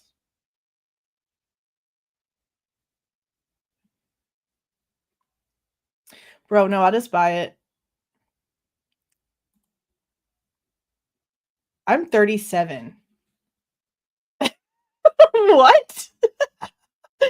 I am gonna be 37 in a few weeks. I have an 18-year-old. No, I am not no freaking 23. That's hilarious. No, you're funny. You're just being funny. You're hilarious. I am. Yeah, it doesn't though. Like we even went to download like the drivers for the certain type of motherboard it was, and it just wasn't available for it. It didn't work. But he got the part. Oh yeah, no, I'm gonna be 37 on April 18th. I'm just fat. So it makes it doesn't have, I have no wrinkles because my skin is puffy because I'm fat. That's what I always say. No, my grandma looks real young. My mom looks real young. You can't tell I smoked menthol cigarettes for 20 years, can you? It's just wild. Well, I appreciate it. Y'all are funny. Y'all are funny.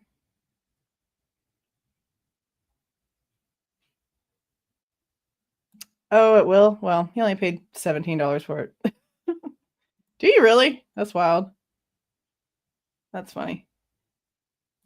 Sweet 16. Oh, look, no, I've gained some weight. I lost so much weight before I got pregnant, and then after we moved, and like I got to relax a little bit. I wasn't as stressed out. I've like gained so much weight. I really want to just like, I guess the only way that I'm going to make myself accountable is by doing something on my other channel is like a weight loss journey or some shit. I don't freaking know. Plus I cook like a Southern Cajun, which doesn't help. Like it doesn't help at all. Well, I appreciate it. Your oldest is 50? That's pretty cool. I'll be 64 in June. That's cool. In my brain, I'm 25, but the rest of me not so much. 23 and free. Well, free for show. Free for show. So funny. Y'all are so funny. Y'all are funny. Y'all are gonna make me blush. Oh, it's so funny. Not that I know of any more things about Steve. I don't know what he's doing. I just wish he'd get his head out of his butt and start asking questions. Like I said, I was really supportive of what they were doing, even though they were out here like running their mouths a lot. Like that's how I would have been. But then you reached a turning point, and I just wish he'd go back. I wish he would go back and start looking at what's really in front of him, what's really being submitted as evidence, and really start asking the right questions. He's the big voice of the entire case. If he would actually start acting right, get his act right, then maybe some real things would start happening here. If he came out and actually started publicly doing the right thing, then maybe there would be some turnaround. But that's just my opinion. Okay, so what I'm going to end up doing is going through, let me show y'all the page so that y'all know what I'm talking about while I'm talking about it. I'm going to be going through the page, I guess like throughout the rest of the week, and just maybe doing like smaller videos of the ones that we still need to catch up on, so that whenever new stuff like this stuff drops, we don't, because I feel like we are, because I am, get like a lot behind, because there are still quite a few things that they have like talked about. But again, a lot of this is like their orders to seal certain things. So there's only going to be certain things that have actual information on them. Because see, like this one's just a sealing. So I'm going to go through, get the important stuff out just to get it out quick. And we might do a live about it if it's not like too much of the boring stuff. But I'm really looking for like case facts. You guys know that I'm not a really big stickler on the technicalities. Like I want there to be punishment for all the laws that were broken and all the crazy things that happened. But that doesn't seem that that's going to be a situation. So we're back to focusing on the facts and the evidence and the things that are supposed to make sense that don't make sense. So if there's stuff like that pops up in these documents that have been, they're about like 2-ish weeks, a week to 2-ish weeks old, then you'll hear about it within the next few days at the latest, so that we can be completely caught up. Oh, yes, I did say that. Let's do that now. We gonna do it now. Let me reshare.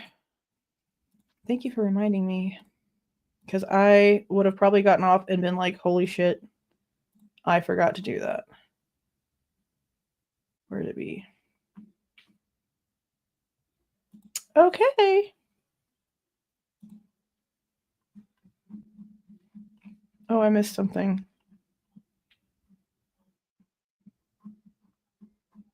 What is it doing?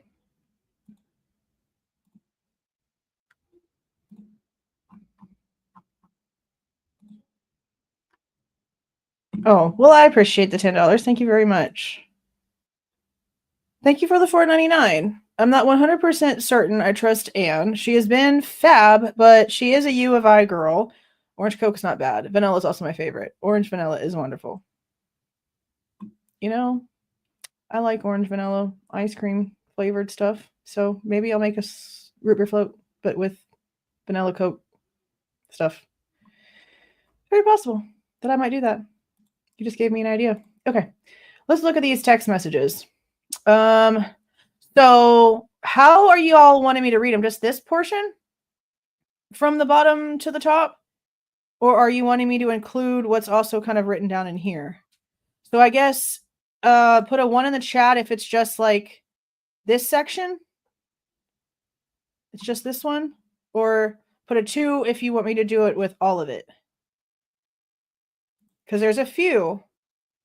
The I'm screwed though, and the yeah, I know, but it's better than being alone from Bethany. Okay, so it is just this one. Okay. Okay. Down here, run. Come to my room. Dylan, my phone's going to die. F. Bethany, so am I. That doesn't work. That doesn't work. Okay.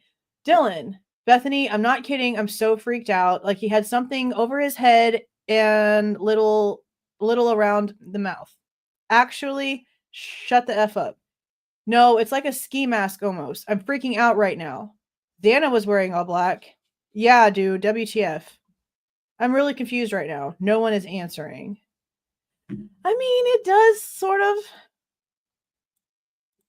Down here, run, come to my room. My phone is going to die. So am I. This is the part right here that doesn't work. Because this part right here, Bethany saying, I'm not kidding. I'm so freaked out, goes along with the so am I down here. But this portion right here, I can see where people are thinking that. Come to my room, run down here. Down here, run, come to my room.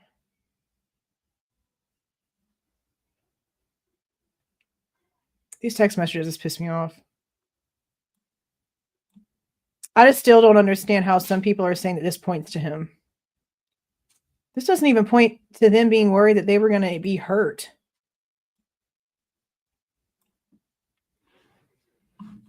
Down here, run, come to my room. My phone is going to die. This is the part right here. It don't work. I'm not kidding. I'm so freaked out. Like he had something over his head.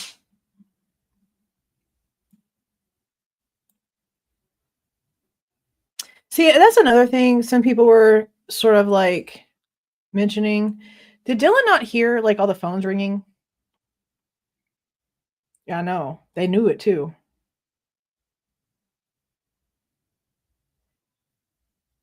Yeah, pretending to be. Like it's so like disingenuine. Completely disingenuine. Basically. Like so nonchalant, right?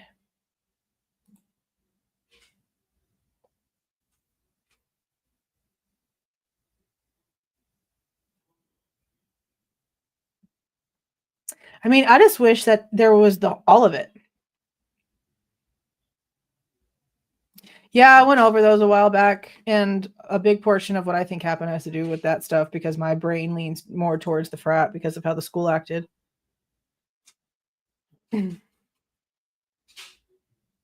So I don't know.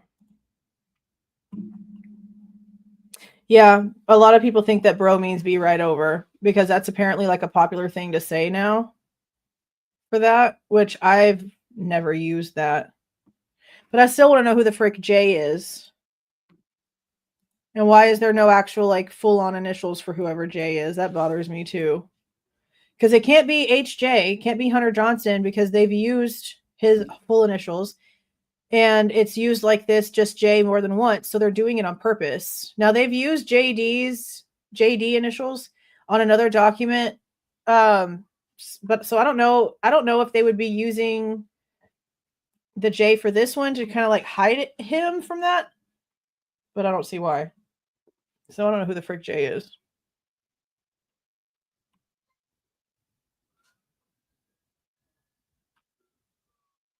Steve Goncalves swears it was like her wanting to get him to come over. Which, you know, if he can produce the text messages and this voicemail that he says was on her phone, I'll believe it. But it's a lot of frantic calling. Yeah, some people think that it might be Josie, but I'm pretty positive they would still use an initial unless it would just be too obvious. So I don't know. Yeah, I mean, maybe that's again why they're not putting the initial here, because maybe it would be just too obvious. I don't know. Would it? Excluding the IGG would also exclude the trash pull DNA as the state tested the father's DNA against the S&P profile. Oh.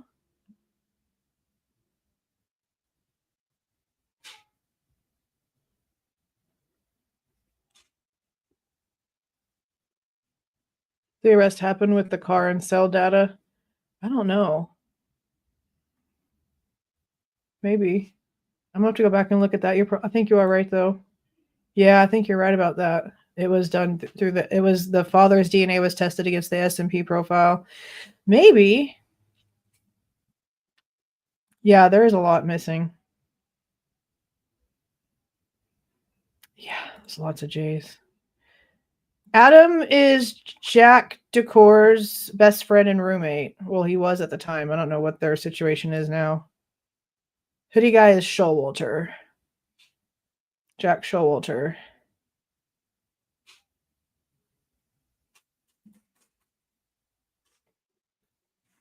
The tanning bed unalivings in Tennessee, meaning more than one. Well, that's got my attention. That's crazy. There was a case, I watched a video not long ago of a guy that got, he went to the gym with, I guess, like his girlfriend and his girlfriend's kid, and they ended up going out and going to like a different store. And then whenever they came back, they noticed that his car was in a different place, but they couldn't find him anywhere. And it turns out that he left to go get drugs and took the drugs and then went inside to get in the tanning bed and OD'd in the tanning bed. And no one like went and looked, and he was in there for like 4 days. And like the smell was everywhere, and people kept complaining about like a really bad smell. And the people that worked at the gym just kept saying, well, it's a gym, it's supposed to stink. And I'm like, you could tell the difference. You could tell the difference. So that's crazy. Oh, he like barely knew them, so I don't know. Like at least that's what he said, that he barely knew them. But Jeremy the neighbor is a good guess. Yeah, 4 days. Well, I have a J in my name and drive a Honda. Close enough.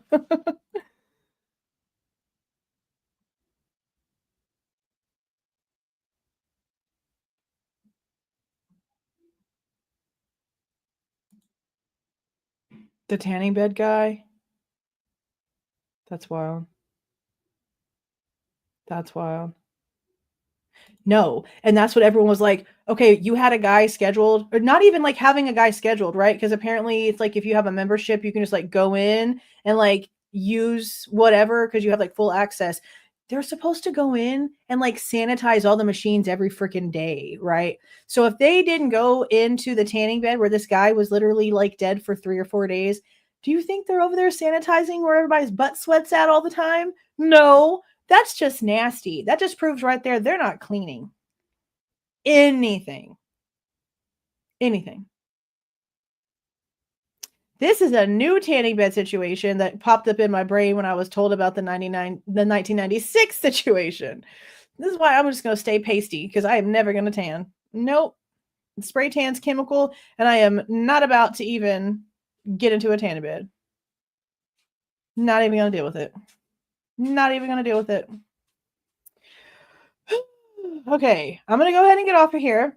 Tomorrow, I will go through all the documents and get something together for whatever the remaining documents say when it comes to any additional information. That way, we will be on track. I heard something about a hyperbaric chamber. You know what? I did. I saw like a small little short about this or something. It was recent that I saw it pulling up on YouTube.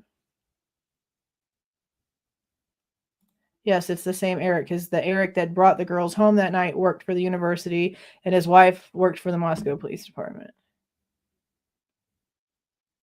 Which is just a wild situation.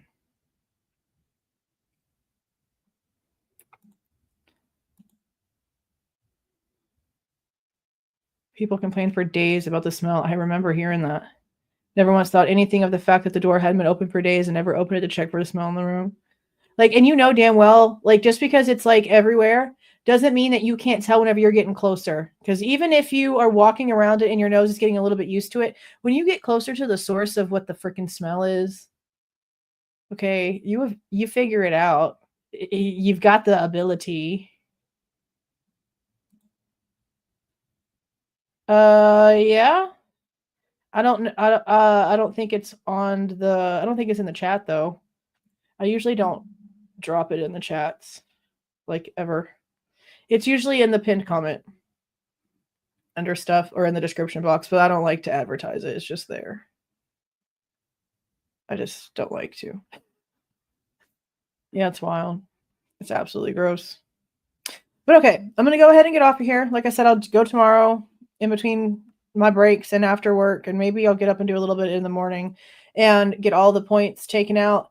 But I just find this IGG information non-fight really interesting. Like, they didn't argue at all about the house, and now they're just like best buds, peaky promising each other over the damn IGG. I don't know if Ann Taylor is like being complacent because it gives Bryan more appeal rights later. I don't know what she's doing.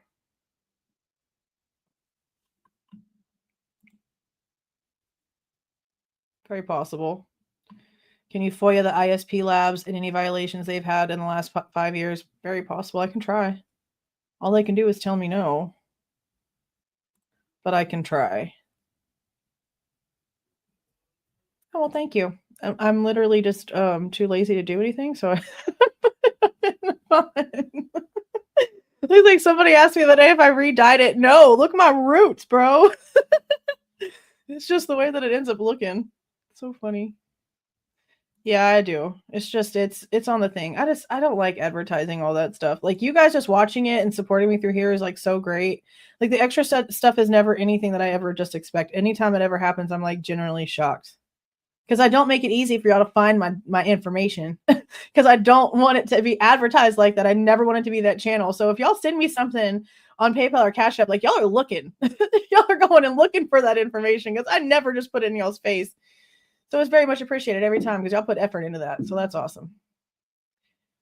But okay, you guys go and try to rest, because I think we're caught up on all of the important things. And so now we just have to get caught up on the non-important things before we get more important things. And remember, 4/9 is the next hearing. So hopefully everything goes to plan and it's nice and normal and we get to watch it. At the very least, we get to watch it. So I'm going to go ahead and jump off. I'm going to do my little ending disclaimer-y thingies and then go watch some Grey's Anatomy until I fall asleep.